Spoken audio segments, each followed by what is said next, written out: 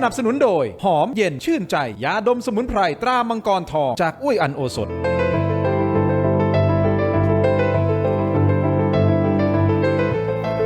สวัสดีครับต้อนรับทุกท่านเข้าสู่รายการถกไม่เถียงครับประเด็นที่ผมจะถกวันนี้ยังคงติดตามสถานการณ์น้ำทางภาคใต้อย่างต่อเนื่องนะครับคุณผู้ชมครับสถานการณ์ภาคใต้ที่เริ่มต้นบอกว่าเป็นภัยพิบัติธรรมชาติแต่กลายเป็นว่าตอนนี้นะฮะอาจจะมีภัยอีกอันนึงขึ้นมานะฮะเขาบอกนี่คือภัยบริหารจัดการหรือเปล่าคุณผู้ชมครับแน่นอนวันนี้สถานการณ์เริ่มจะดูดีขึ้นแต่ยังคงต้องใช้เวลาอีกพักหนึ่งนะครับกว่าทุกอย่างจะกลับเข้ามาสู่สถานการณ์ปกติสิ่งที่จะตามมาก็คือการบริหารจัดการหลังจากภัยพิบัติไปแล้วอันนี้สำคัญมากๆนะครับตัวเลขผู้เสียชีวิตทางการนะออกมาบอกว่าตัวเลขผู้เสียชีวิตเนี่ย85นะฮะซึ่งในนี้ก็มีจำนวนผู้เสียชีวิตจากเหตุการณ์น้ำท่วมโดยตรงเนี่ยเขาบอก55ราย30นี่ไม่เกี่ยวกับน้ำท่วมแต่ความเป็นจริงแล้วตัวเลขจะสูงกว่านี้อีกหรือไม่เพราะบางพื้นที่ยังเข้าไปไม่ได้นะครับคุณผู้ชมและที่ผ่านมาเราก็ได้ยินนะฮะข่าวว่ากู้ภัยพยายามจะเข้าไปช่วยเหลือปรากฏว่ามีเสียงปืนดังออกมาบางครั้งเนี่ยดังมาประมาณ10-20 นัดเลยนะครับทำให้กู้ภัยนี่ต้องถอยแล้วครับไม่ไหวหมอหมูนะครับก็เป็นบุคคลท่านหนึ่งที่พูดถึงประเด็นนี้และมีการโพสต์นะครับว่าอยู่ในภาวะที่จะต้องอดน้ำอดอาหารอยู่ในภาวะเครียดแบบนี้มันมีโอกาสนะครับที่การตัดสินใจของสมองบางอย่างนะฮะผมก็ไม่ทราบทางเทคนิคเดี๋ยวให้อาจารย์อธิบายเนี่ยอาจจะทำให้คิดวิเคราะห์แยกแยะไม่ถูกต้องก็เลยอาจจะเป็นเกิดจากสาเหตุน้ำท่วมนี่แหละครับคุณผู้ชมแต่แน่นอนอีกท่านหนึ่งที่ลงพื้นที่ไปก่อนหน้านี้นะครับกับท่านอภิสิทธิ์เวชชาชีวะก็คือคุณสาธิตวงศ์หนองเตยเมื่อวันอังคารนะครับเขาบอกว่านั่นคือวันที่พีคมากๆเลยลงไปเจออะไรยังไงบ้างเดี๋ยวจะมาฟังนะครับรวมถึงกู้ภัยวันนี้2มูลนิธิด้วยกันนะครับมูลนิธิปอเต็กตึงนะรวมถึงมูลนิธิสยามรวมใจปู่อินมานั่งในรายการเดี๋ยวผมขอแนะนำก่อนนะ2ท่านแรกซ้ายมือของผมนะครับอดีตสสตรังหลายสมัยนะครับท่านสาธิตวงศ์หนองเตยนะครับมาพร้อมกับแพทย์ผู้เชี่ยวชาญด้านนิติเวชศาสตร์มสวซึ่งหมอหมูนะฮะเป็นคนหาดใหญ่ด้วยนะครับรองศาสตราจารย์นายแพทย์วีรศักดิ์จรัสชัยศรีครับสวัสดีทั้ง2ท่านครับสวัสดีครับสวัสดีครับส่วนขวามือของผมนะครับมูลนิธิปอเต็กตึงนะครับเป็นผู้ช่วยหัวหน้าแผนกบรรเทาสาธารณภัยนะครับคุณยุทธนาทาโคตรนะครับหรือคุณดำและจากมูลนิธิสยามรวมใจปู่อินนะเป็นผู้จัดการมูลนิธินะครับคุณต่อคือคุณพินิจเกิดวุฒิและหัวหน้ากู้ชีพมูลนิธิสยามรวมใจปู่อินนะครับคุณอั๋นหรือคุณชัยวุฒิอู่ตะเภานะครับสวัสดีทั้ง3ท่านครับขอบคุณทุกท่านที่ให้เกียรติรายการถกไม่เถียงนะครับผมขออนุญาตก่อนที่จะไปคุยกับมูลนิธิผมมีหลากหลายประเด็นแน่นอนเพราะว่ามูลนิธิเนี่ยจะเป็นด่านแรกๆเลยนะที่ลงพื้นที่แล้วเข้าไปในพื้นที่แล้วได้มีข้อมูลนะซึ่งบางอย่างอาจจะยังไม่เคยได้ถูกพูดออกมาก่อนเดี๋ยววันนี้จะมาไล่เรียงกันนะในแต่ละประเด็นแต่ผมเริ่มต้นที่ท่านสาธิตก่อนเลยนะครับท่านสาธิตลงพื้นที่ไปกับท่านอภิสิทธิ์เมื่อวันอังคารที่ผ่านมามันโกลาหลมากเลยใช่ไหมฮะคือทันทีที่เราลงจากเครื่องบินที่สนามบินนะครับเราก็เริ่มเห็นปัญหาการบริหารจัดการ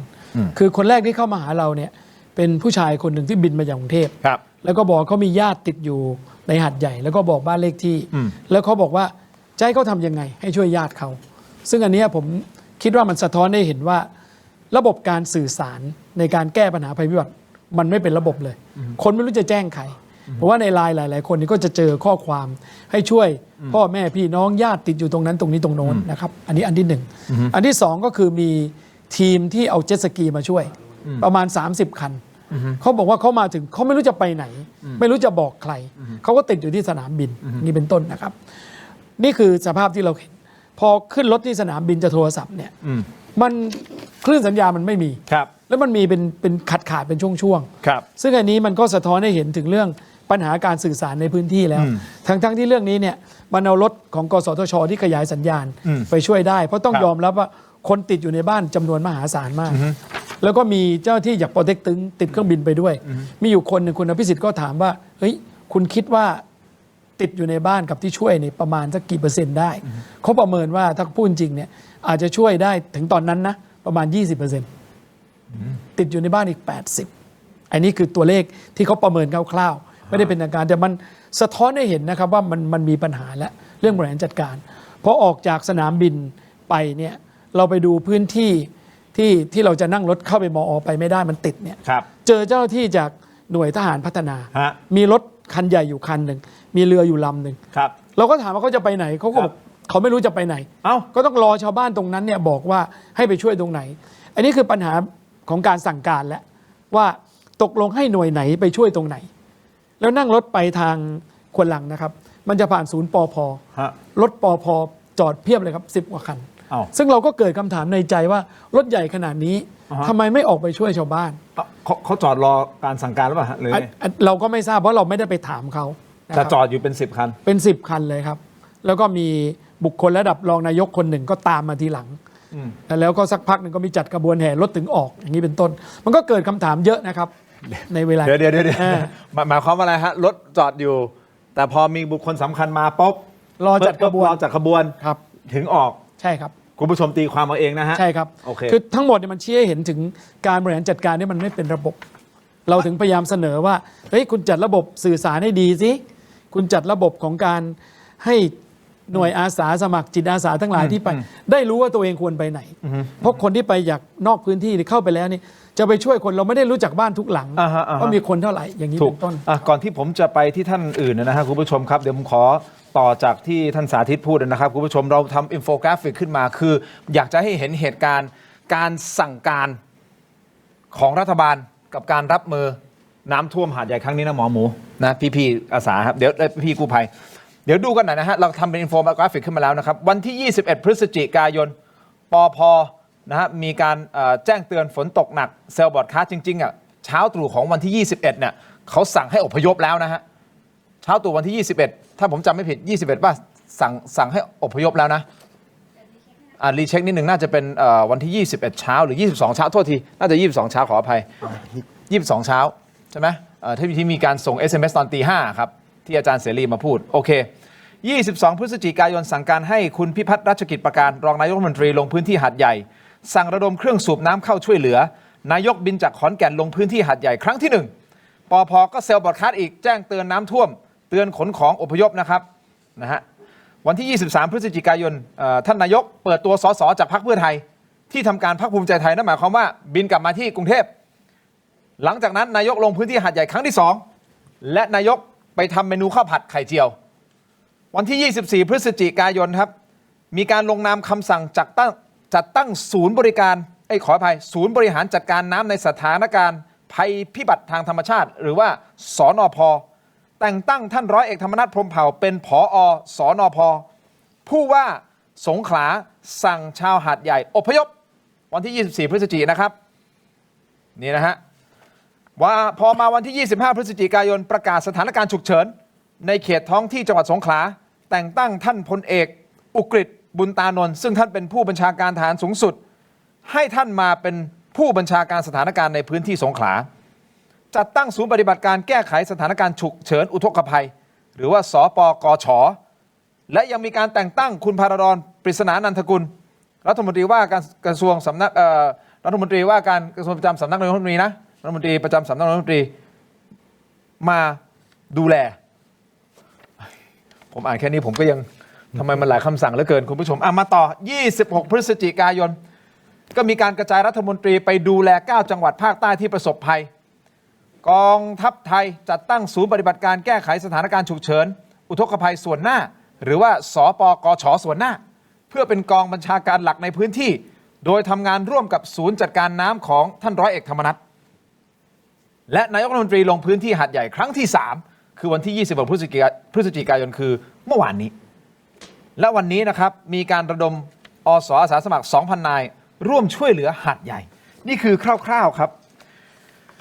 ขนาดคนอ่านยังงงนิดนึงนะฮะ มันหลายคำสั่งเหลือเกินเอาอย่างนี้ก่อนที่จะไปที่หมอหมูผมถามตรงๆอ่ะพี่กู้ภัยรู้ไหมครับว่าต้องฟังคำสั่งจากไหนยังไงหรือว่าใครเป็นเซ็นเตอร์ของผมเนี่ยพี่ดำก่อนของผมเนี่ยรับแจ้งจากทางมูลที่หัดใหญ่ครับของหัดใหญ่เลยใช่ข้อมูลครับแล้วก็ทางมูลที่สั่งลงโดยตรงให้ไปที่นั้นได้เลยอ๋อฮะครับไปตั้งแต่น้ำรอบแรกครับตั้งแต่ท่วมรอบแรกที่ยังไม่เยอะมากวันที่เท่าไหร่จำได้ไหมวันอาทิตย์เช้าครับอาทิตย์เช้าคือเสาร์เช้าครับเสาร์คือวันที่ 21ถ้าจำไม่ผิดครับก็ลงไปเลยครับสิ่งที่ไปเจอก็เจอคือตอนแรกนะอันแรกครั้งแรกเราไปเจอน้ำท่วมก็คือเราก็คิดว่าท่วมปกติเพราะมอไม่เคยท่วมนะครับโรงพยาบาลใหญ่ไม่เคยท่วมแต่เราก็นึกว่าท่วมแค่เหมือนเดิมที่เคยท่วมอาจจะมากนิดหน่อยแต่คราวเนี้ย ท่วมช่วงแรกเนี่ยแล้วมันก็หาย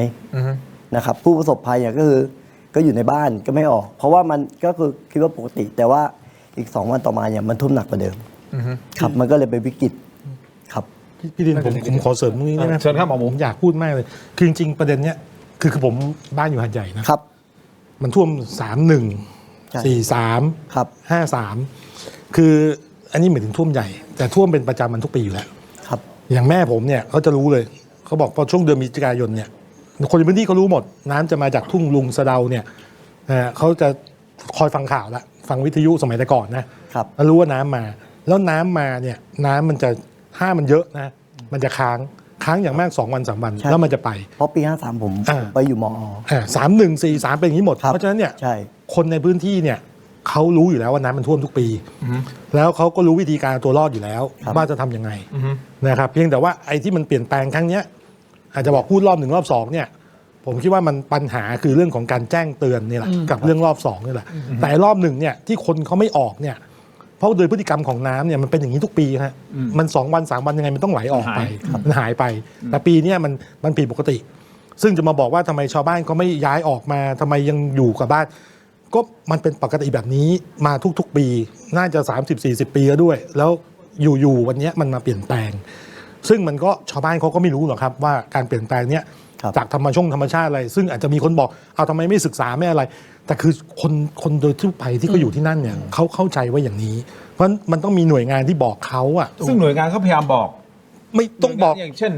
กรมอุตุนิยมก็บอกตลอดเซลล์บอร์ดคัสก็บอกว่าเฮ้ยน้ำจะเข้ามานะฝนจะเข้ามานะ แต่ทางความ แต่ เข้า ปก ใจ ครองส่วนท้องถิ่นบอกว่ายังเอาอยู่ไง อันนั้นคือส่วนหนึ่งแต่ส่วนหนึ่งคือผมเนี่ยติดต่อ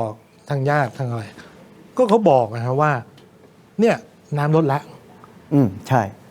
แต่วันรุ่งขึ้นมันกลายเป็นน้ำขึ้นหนักเลย มันขึ้นประมาณตี 3 เพราะใครมันจะออกมาล่ะครับ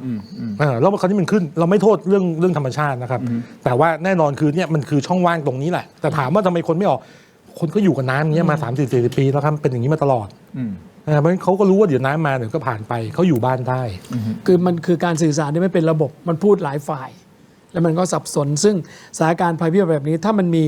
ศูนย์ที่แจ้งข่าวที่เดียว และเป็นทางการเนี่ยทุกคนจะฟังนึกออกไหมครับ ก็อย่างที่คุณทิมว่า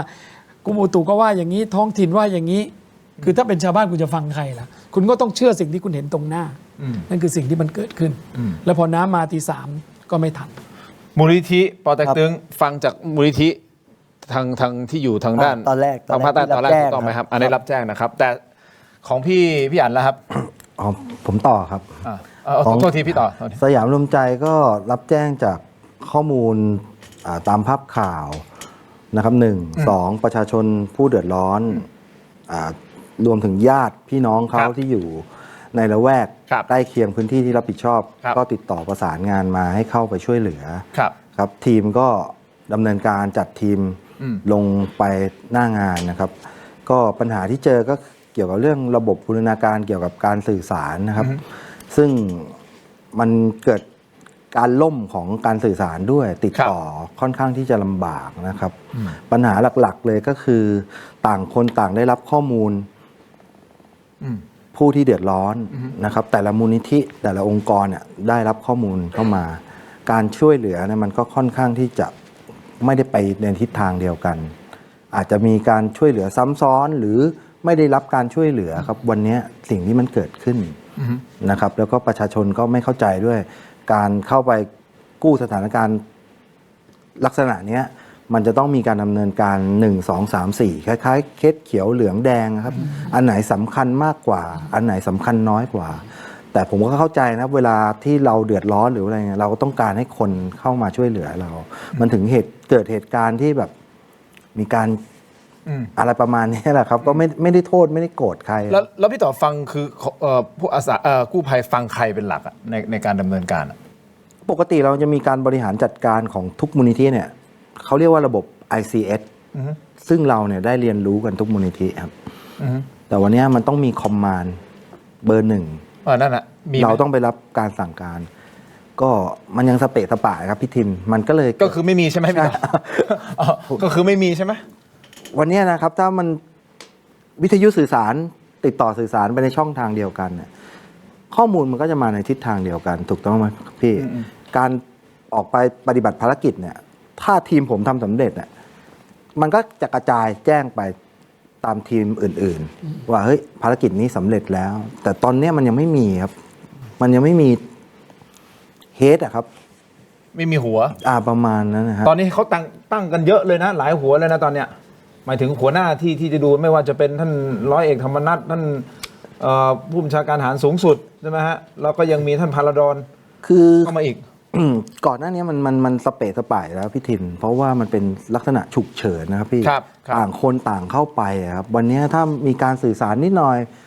ตามหน้าสื่อหรือว่าอะไรเงี้ยไปติดต่อตรงนี้ไปลงทะเบียนตรงนี้ เพื่อได้รับการปฏิบัติงานอะไรประมาณนี้พี่แล้วอีกอย่างหนึ่งตอนนี้นะที่เกิดปัญหาก็คือเรื่องการติดค้างในสถานการณ์ เพราะว่ามันติดต่อประสานงานกันไม่ได้ แล้วบางทีลักษณะโดนปิดล้อมด้วยครับก็มีครับไม่ให้ออกมาจากในพื้นที่อะไรอย่างเงี้ยครับ โดนปิดล้อมเหรอ ครับ พี่อันยังไงเพิ่มเติมได้ไหมตรงนี้โดนปิดล้อมยังไงหมายความว่าอะไร โดนปิดล้อมเหมือนพวกผมเนี่ยทางหน้างานนะครับที่เขาแจ้งมานะครับเหมือนเป็นเจ็ตสกีเข้าไปเหมือนเซอร์เวย์หา เหมือนแบบว่าได้รับแจ้งทางกรุ๊ปไลน์เป็นญาติคนนี้แม่ผมติดอยู่ในบ้านอะไรเงี้ยพวกเราก็ต้องไป แถวนั้นเขาน่าจะเรียกแถวอะไรนะรัตนอุทิศอะไรรัตนะอะไร120อ่ะรัตนอุทิศอะไรแถวๆนั้นนะครับนะแถวรางรถไฟอ่ะครับ รถไฟ ใช่ครับที่เข้ายากมากครับทางเราก็เข้าไปจนไปเจอบ้านนะครับ แต่ว่าจะออกมามันเหมือนเขาปิดล้อมทางเข้าเราไม่ให้ออก แถวแฟดรถไฟแถวนั้นแหละ ใช่ครับ ไม่ให้ออก เป็นเสียงปืนยิง อุ้ย ทางเราก็กลัวเราก็ไม่รู้ว่าที่จะยิงอ่ะเพราะว่าเขาจะยิงเราหรือว่ายิงใครก็ไม่รู้สุดท้ายก็ไม่ได้ออกกัน ต้องอ้อมข้างหลังไปออกไม่ได้ครับ นอนอยู่ยันเช้าเลยเฝ้าเรือเพราะเราก็ไม่ได้ทิ้งเรือถ้าทิ้งเรือคือต้องเดินข้ามทางรถไฟเพื่อกลับกัน ก็ต้องอยู่ตรงนั้นเฝ้า ใช่ครับ ไม่ทิ้งเรือด้วย ไม่ทิ้งครับเพราะว่าถ้าทิ้งเราก็กลัวทรัพย์สินของเราจะหายครับ ไม่กล้าออกมาทางเดิมด้วย เพราะมีเสียงปืน ถูกครับ ก็รอกันยันเช้า ให้มันมีความสว่างแล้วค่อย ใช่ครับ ออก เพราะ มา ว่าช่วงเวลานั้นมาตั้ง2-3 ทุ่มเองครับ แต่ไฟฟ้ามันถูกตัดเรามีแค่แสงไฟฉายที่อยู่บนหัวเรา เราก็ไม่รู้ว่าทางไหนคือทางออกทางไหนไปได้ครับเพราะมันมืด โอ้โห ครับ เครียดเหมือนกันนั่นน่ะ เนี่ยครับลา หลักๆ คือเราไม่ใช่กู้ภัยในพื้นที่ครับ ใช่ พี่ทิน เราจะไม่รู้จักภูมิศาสตร์ ลักษณะแผนที่ในบริเวณนั้นหรอก เราไปกันด้วยจิตใจที่มันแบบจิตอาสาครับ แล้วไม่มีคนในพื้นที่หรือหน่วยงานในพื้นที่หรือท้องถิ่นที่จะมาคอยประสานอาสาสมัคร หรือว่ากู้ภัยต่างๆ เพื่อที่จะทำงานไปในทิศทางเดียวกันเหรอนี่คือคำถามนะครับคุณผู้ชมผมขอเนี่ยเดี๋ยวพักสักครู่สั้นๆนิดเดียวเดี๋ยวกลับมากันต่อนะครับเพราะหลังจากนี้เดี๋ยวจะพูดคุยกันนะฮะในมุมของคุณสาธิตหมอหมูเอง มองไปข้างหน้า กู้ภัยมองไปข้างหน้าแล้วนะว่าหลังจากน้ำลดเสร็จปุ๊บเนี่ยตัวเลขตอนนี้ผู้เสียชีวิตเขาบอกประมาณ85ใช่ไหมครับแต่จริง ๆแล้วในพื้นที่อะได้ข้อมูลมาว่ามันเยอะกว่านี้หรือเปล่าและจะทำยังไงต่อ จะบริหารจัดการยังไงต่อ พักสักครู่ครับ ช่วงหน้ากลับมาติดตามครับ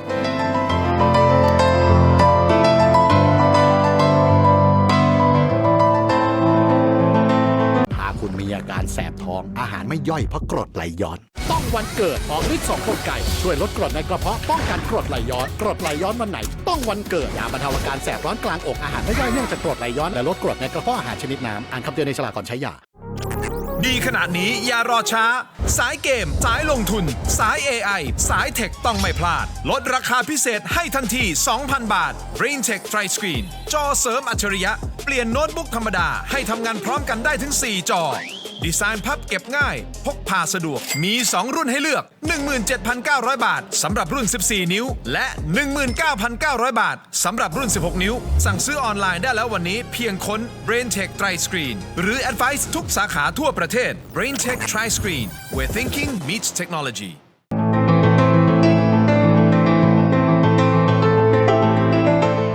วันเกิดยาบรรเทาอาการแสบร้อนกลางอกและอาหารไม่ย่อยเนื่องจากกรดไหลย้อนชนิดน้ำอ่านคำเตือนในฉลากก่อนใช้ยา กลับมากันต่อนะครับรายการถกไม่เถียงครับยังอยู่กับทุกท่านตรงนี้นะครับคุณสาธิตนะฮะหมอหมูนะครับพี่ดำพี่ต่อพี่อั๋นนะฮะคุณผู้ชมครับจากมูลนิธินะฮะวันนี้พูดคุยเรื่องของน้ำท่วมแน่นอน เดี๋ยวจะมีภาพที่สะท้อนถึงสถานการณ์ในพื้นที่น่าจะเป็นคลิปของเมื่อวานนี้หรือเปล่าช่วงกลางคืนใช่ไหมเดี๋ยวเราเปิดนิดนึงนะให้คุณผู้ชมได้ดูแล้วมันจะสะท้อนถึงสิ่งที่เดี๋ยวหมอหมูจะพูดต่อด้วยเดี๋ยวผมจะถามหมอหมูเกี่ยวกับเรื่องของการยิงปืนเนาะที่พี่อั๋นพูดเมื่อสักครู่นี้นะครับอ่ะ ปิดครับ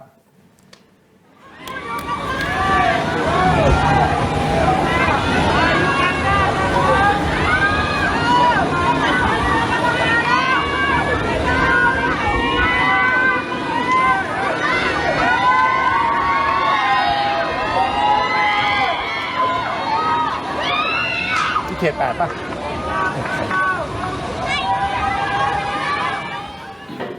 คุณผู้ชมครับนี่เป็นคลิปที่เข้าใจว่าจะเป็นเขต 8 ครับ นะที่หาดใหญ่แล้วก็จะเป็นเสียงตะโกนร้องแบบเราอยู่กันได้เราอยู่กันได้ความหมายคือแบบผู้กู้ภัยไม่ต้องมาละพวกเราอยู่กันได้แล้ว ประชดประชด อันนี้คือหนึ่งโอเคพี่ต่อมอคือประชด ครับ ถูกต้องไหม ก็นี่แหละครับผมก็อยากให้เข้าใจพวกกู้ภัยด้วยครับ บางทีมันด้วยสรรพกำลังนะครับ แล้วก็ด้วยระยะทางด้วย ถ้าเป็นพื้นที่กู้ภัยในพื้นที่เนี่ยไม่เพียงพออยู่แล้วณวันเนี้ยบางคนเนี่ยก็ต้องรอความพร้อมเรื่องการทำงานเพราะคำว่าจิตอาสาครับบางทีเขาก็ต้องรอเขาพร้อมถึงจะลงไปช่วยได้สรรพกำลังเนี่ยเราพยายามระดมกำลังลงไปครับ สิ่งที่ผมแคร์เลยมากเลยที่สุดอ่ะคือข่าวที่ออกมาเกี่ยวกับเรื่องการขับเจ็ตสกีที่ว่ากู้ภัยขับเจ็ตสกีเล่นพี่ของผมเนี่ยมีหลายสาขามากนะครับ เชียงรายเชียงใหม่นะครับแม่สายเหนือสุดเดินทางลงมาเนี่ยพี่คิดว่าน้องเนี่ยเขาจะมาแค่ขับเจ็ตสกีเล่นนะครับพี่ว่ามันเป็นไปได้ไหมครับถูกไหมครับบางทีมันเขาอยากให้อดทนอดกลั้นนิดนึงเราพยายามจะช่วยทุกคนนะครับผมเพราะฉะนั้นเวลาเขาทำคลิปมาเหมือนเขาก็กดดันอ่ะเดี๋ยวให้หมอมวยอธิบายนะว่าเขาอยู่ในสถานการณ์แบบไหน ผมไม่เคยโกรธนะครับไม่เคยโกรธ พี่ดำมีอะไรจะเสริมตรงนี้ไหมว่าไม่มีเพราะว่าปอยจึงไม่ได้โดนผลกระทบเรื่องพวกนี้ เพราะว่าเราไปทุกครั้งเนี่ยการอพยพเนี่ยเราทำตั้งแต่วันแรกๆแล้วเนาะจะพูดว่าปอยถึงหน่วยงานแรกๆก็ได้ เพราะว่าจากที่อื่นนะไม่ไ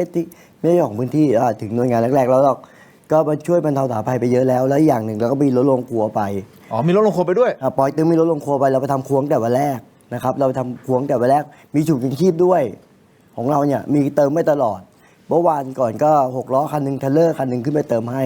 นะครับมันอาจจะมุมมองคนละมุมมองกับทางอื่นก็ได้ว่าถ้าไปไม่บางคนผมมองไปแล้วไม่มีของเนี่ยเขาก็มองอีกแนวหนึ่งแต่นี่คือไปกู้เขาไงไปช่วยเขาออกมาอันนี้คือเราเอาสภาพกำลังเสบียงไปเติมไปช่วยผมเนี่ยไปกู้ด้วยไปเสบียงด้วยครับเพราะว่าเราก็เตรียมความพร้อมเรื่องรถพยาบาล4 wheel ที่ยกสูงไปวิ่งในน้ำได้เลยมันคนละผมมองว่าเขาจะมองว่าแล้วเราก็มีมูลที่พื้นที่อยู่แล้วมูลที่ตรงถึงตึงหัดใหญ่เขาก็ออกกับปอยตึงอยู่แล้วนะครับในเรื่องของทางเองไปทางไหนซ้ายหรือขวาหมู่บ้านไหนอะไรเงี้ยอย่างก็จะรู้พื้นที่มากกว่าดูเข้าคนพื้นที่ครับโอเคมีของโปรเต็กตึงที่อยู่ตรงนั้นอยู่ครับเป็นมูลที่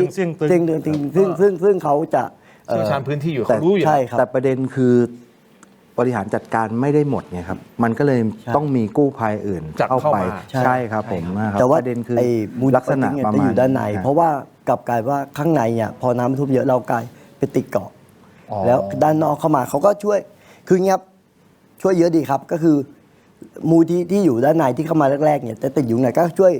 คนจากไข่แดงออกมาด้านนอกส่วนมูลที่ด้านนอกก็คือช่วยจากข้างนอกเข้ามาด้านในแต่ไอ้ที่เขาบอกว่าหมู่บ้านนู้นหมู่บ้านเนี้ยบางทีอย่างที่พี่ต่อบอกว่าความชำนาญพื้นที่ไม่เหมือนกันใช่แล้วมันท่วมหนักแล้วมันเป็นน้ำเดียวกันครับซอกซอยไม่รู้ไม่แล้วความรู้จักด้วยถูกครับความรู้จักนี่คือหมายว่ารู้จักสัมพันธ์ส่วนตัวในพื้นที่ด้วยใช่ครับใช่ครับมันประสบทั้งน้อยครับมันก็เลยอย่างนี้ท่านพูดถูกครับอันนี้ก็เข้าใจเลยน่าเห็นใจด้วยน่าเห็นใจฝั่งนี้ก็ไม่เคยได้ไปก็ไม่รู้พื้นที่ครับทุกที่จะเป็นลักษณะประมาณนี้ครับแต่ถ้ามันมีซิงเกิลคอมแมนด์หรือคนเดียวคุณฟังผมนะเจ้าบ้านพื้นที่คุณฟังผมนะจัดการอย่างนี้นะไปอย่างนี้1 2 3 4แยกเลยนะ1 2 3 4เป็นเขตนี้โซนนี้คุณรับผิดชอบโซนนี้คุณรับผิดชอบจัดการออกไปเอาคนในพื้นที่มาเป็นผู้นำจุดรวมอันนั้นก่อนนะฮะผมมองอย่างนี้ครับว่าในการช่วยเหลือน้ำท่วมทุกพื้นที่นะครับในประเทศไทยเนี่ยถ้ามันไม่หนักมากขนาดนี้หรือว่าน้อยนิดนึงเนี่ยมูลที่พื้นที่หรือคนพื้นที่เนี่ยกำนันผู้ใหญ่บ้านเนี่ยเหมือนเชียงรายพวกอะไรเงี้ยเขาก็มีคนมาช่วยเหลือเราแล้วก็จะนำพาเราไปในสถานที่ต่างๆแล้วการบริหารจัดการมันก็จะง่ายขึ้นแต่เนี่ยมันเป็นวิกฤตหนักมากซึ่งแม้แต่เทศบาลเองหรือว่าผมมองเงี้ยเทศบาลเองมูลที่พื้นที่เองหรือ คนพื้นที่เองไม่สามารถช่วยตัวเองบ้านตัวเองช่วยไม่ได้เลยครับ โอเค เราก็เห็น ผมมองมุมมองนี้อาจจะแตกต่างกับคนอื่น อันนี้ไม่เป็นไรฮะนี่เราแชร์กันเราถกกันนะครับแต่ผมขออนุญาตนะขออนุญาตท่านสาธิตนะผมไปที่หมอหมูเพราะว่าพี่อ่านพูดประเด็นหนึ่งที่มันก็ยังตาตึงอยู่ในความคิดของผมคือเรื่องของการยิงปืนออกมาแล้วเหมือนแบบปิดล้อมนะไม่ให้เราออกมาแล้วมันไม่ใช่เหตุการณ์ครั้งเดียวนะ ใช่ครับ หลายต่อหลายครั้งนะครับ บางครั้งนี่ยิงกันแบบ20 นัดเลยนะแต่หมอหมูโพสต์มาแล้วก็มีการอธิบายเป็นคนขวัญใหญ่แล้วก็มีอธิบายว่าภาวะคนที่ติดอยู่ในน้ำท่วมแบบนี้เครียดแบบนี้ไม่ได้กินข้าวไม่ได้กินน้ำมันอธิบายทางวิทยาศาสตร์ได้ไหม ครับได้ผมขออธิบายเป็น2แบบนะฮะ ใช่ สองส่วนคือส่วนแรกเนี่ยผมอธิบายเรื่องของพื้นที่ก่อนนิดนึงคือพื้นที่เขต8เนี่ยสมัยตอนผมเด็กๆที่อยู่เนี่ยมันเป็นพื้นที่รกร้างเขาไม่อยู่กันนะครับมันก็จะไปตัดออกทางสะพานดำแล้วก็ไปที่หน้าสนามกลางกีฬานครเนี่ยนะครับเพราะฉะนั้นพื้นที่เนี่ยพอตอนหลังมันมีการพัฒนา คนที่เข้ามาจริงๆเนี่ยเป็นคนนอกพื้นที่นะครับแล้วก็เข้ามาอาศัยอยู่แล้วก็เริ่มมีการอาศัยอยู่แบบเป็นพื้นที่แบบอยู่แบบไม่ได้มีการพัฒนามากเพราะฉะนั้นพอคนเริ่มมากขึ้นเรื่อยๆแล้วมีอะไรต่างๆมากขึ้นเรื่อยๆเนี่ยมันกลายเป็นชุมชนนะครับแล้วชุมชนก็เป็นชุมชนที่อาจจะมีเรียนตามตรงอ่ะมีกลุ่มวัยรุ่นมีกลุ่มอะไรเนี่ยค่อนข้างเยอะนะครับที่อยู่ในพื้นที่นะครับเพราะฉะนั้นก็จะมีปัญหาต่างๆเนี่ยโดยธรรมชาติ ปัญหาต่างๆตามมาคือยกตัวอย่างคือปัญหายาเสพติดบ้าง ปัญหาอาชญากรรม โอเค นะครับ ตรงๆ หมาย จะได้ชัดนะ นั่นคือเป็นเดิมๆอยู่แล้ว ครับ นะครับทุนเดิมทีนี้พอมาในกรณีครั้งนี้เนี่ยผมก็ต้องเรียนว่าคือที่ผมเขียนเนี่ยผมอยากสะท้อนว่าคือคนหัดใหญ่เนี่ยเขาเป็นคนค้าขายเขาไม่ได้คนแบบ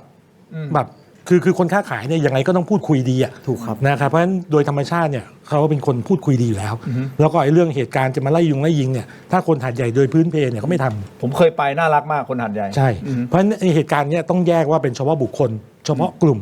นะนั่นคือที่หนึ่งแต่คราวเนี้ยพอมาดูเจาะวิเคราะห์ในเชิงทางการแพทย์ว่าเกิดขึ้นได้ไหมในงานวิจัยเนี่ยนะครับทั่วโลกเนี่ยที่เขียนเกี่ยวกับเรื่อง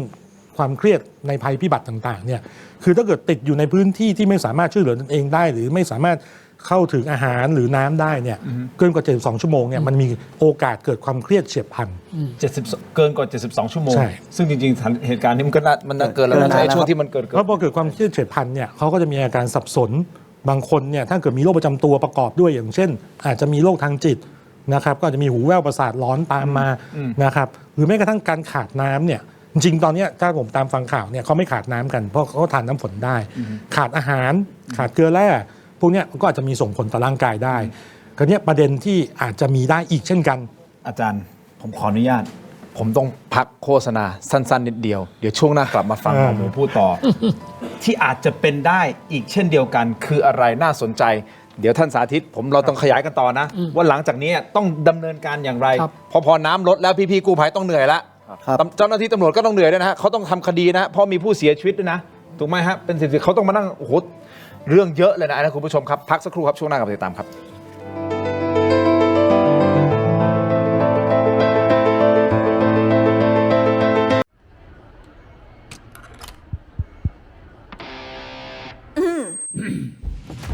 ไมบาซิน OTC รสส้มและรสมะนาว ยาอมบรรเทาอาการเจ็บคอ ช่วยระงับเชื้อในปากและลำคอ จากเกรเตอร์ฟาร์มาโปรดอ่านคำเตือนในฉลากก่อนใช้ยา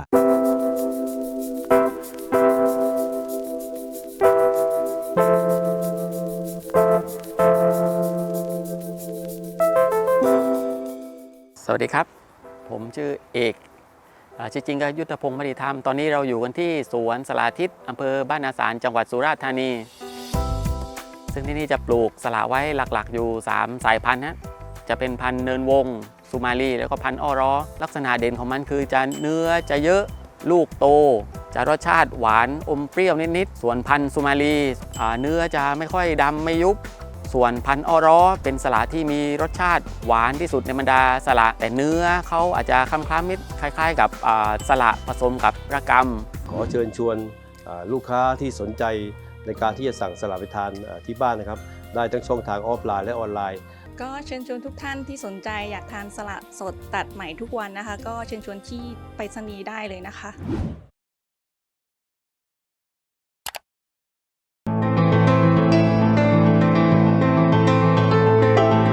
สนับสนุนโดย Lift Up Your Life สร้างสรรค์ความสุขให้ชีวิต Seagull Electric บริษัท HK Pharmaceutical จำกัดมุ่งมั่นพัฒนายามาตรฐานสากลประชาชนเข้าถึงง่าย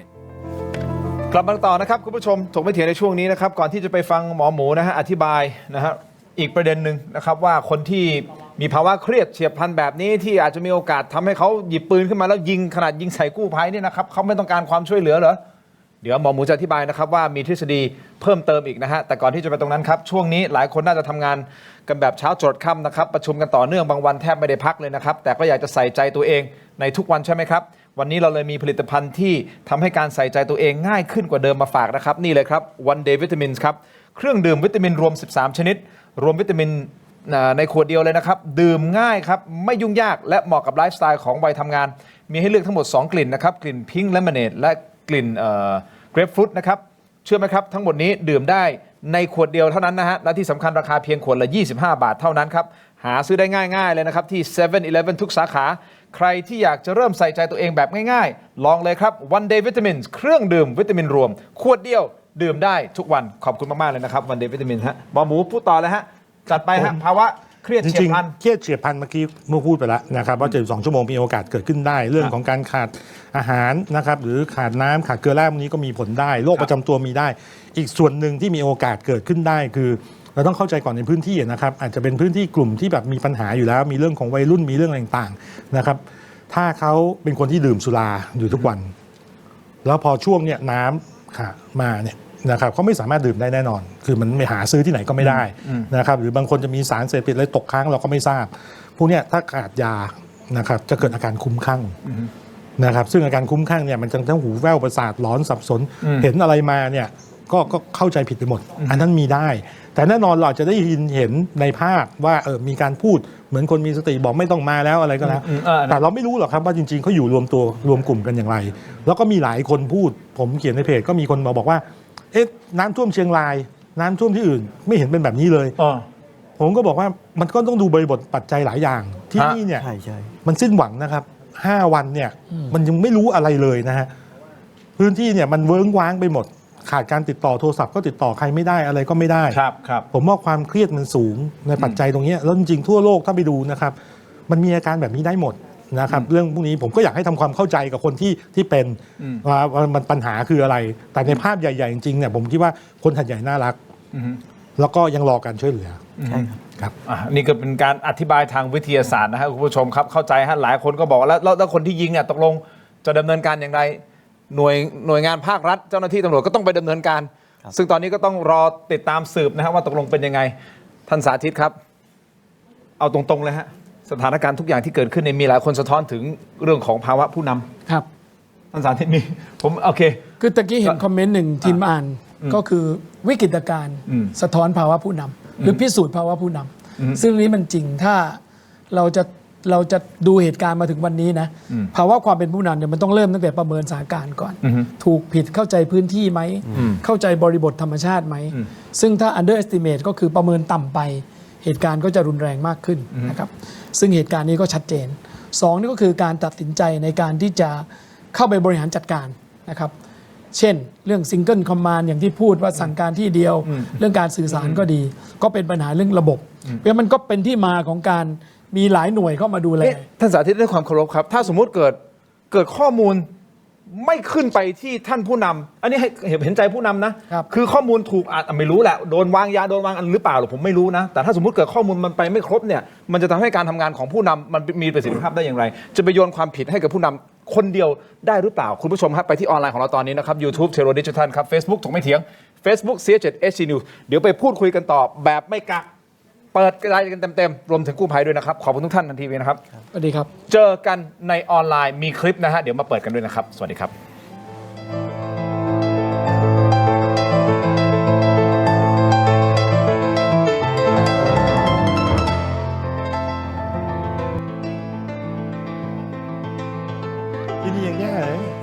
กลับมากันต่อนะครับตกไม่เถียงในช่วงของออนไลน์คุณผู้ชมครับทำไมอันนี้หมุนนะหมอหมูชมตกไม่เถียงในช่วงของออนไลน์ยังอยู่กันครบนะครับพวกเรา6คนตรงนี้นะฮะคุณผู้ชมครับคุณสาธิตวงศ์หนองเตยนะครับท่านเป็นอดีตสสตรังหลายสมัยนะครับแล้วก็หมอหมูนะฮะนายแพทย์วิรศักดิ์จรัสชัยศรีนะฮะรองศาสตราจารย์นายแพทย์นะครับวิรศักดิ์จรัสชัยศรีท่านเป็นแพทย์ผู้เชี่ยวชาญด้านนิติเวชศาสตร์มศวนะครับอาจารย์หมอเป็นคนหัดใหญ่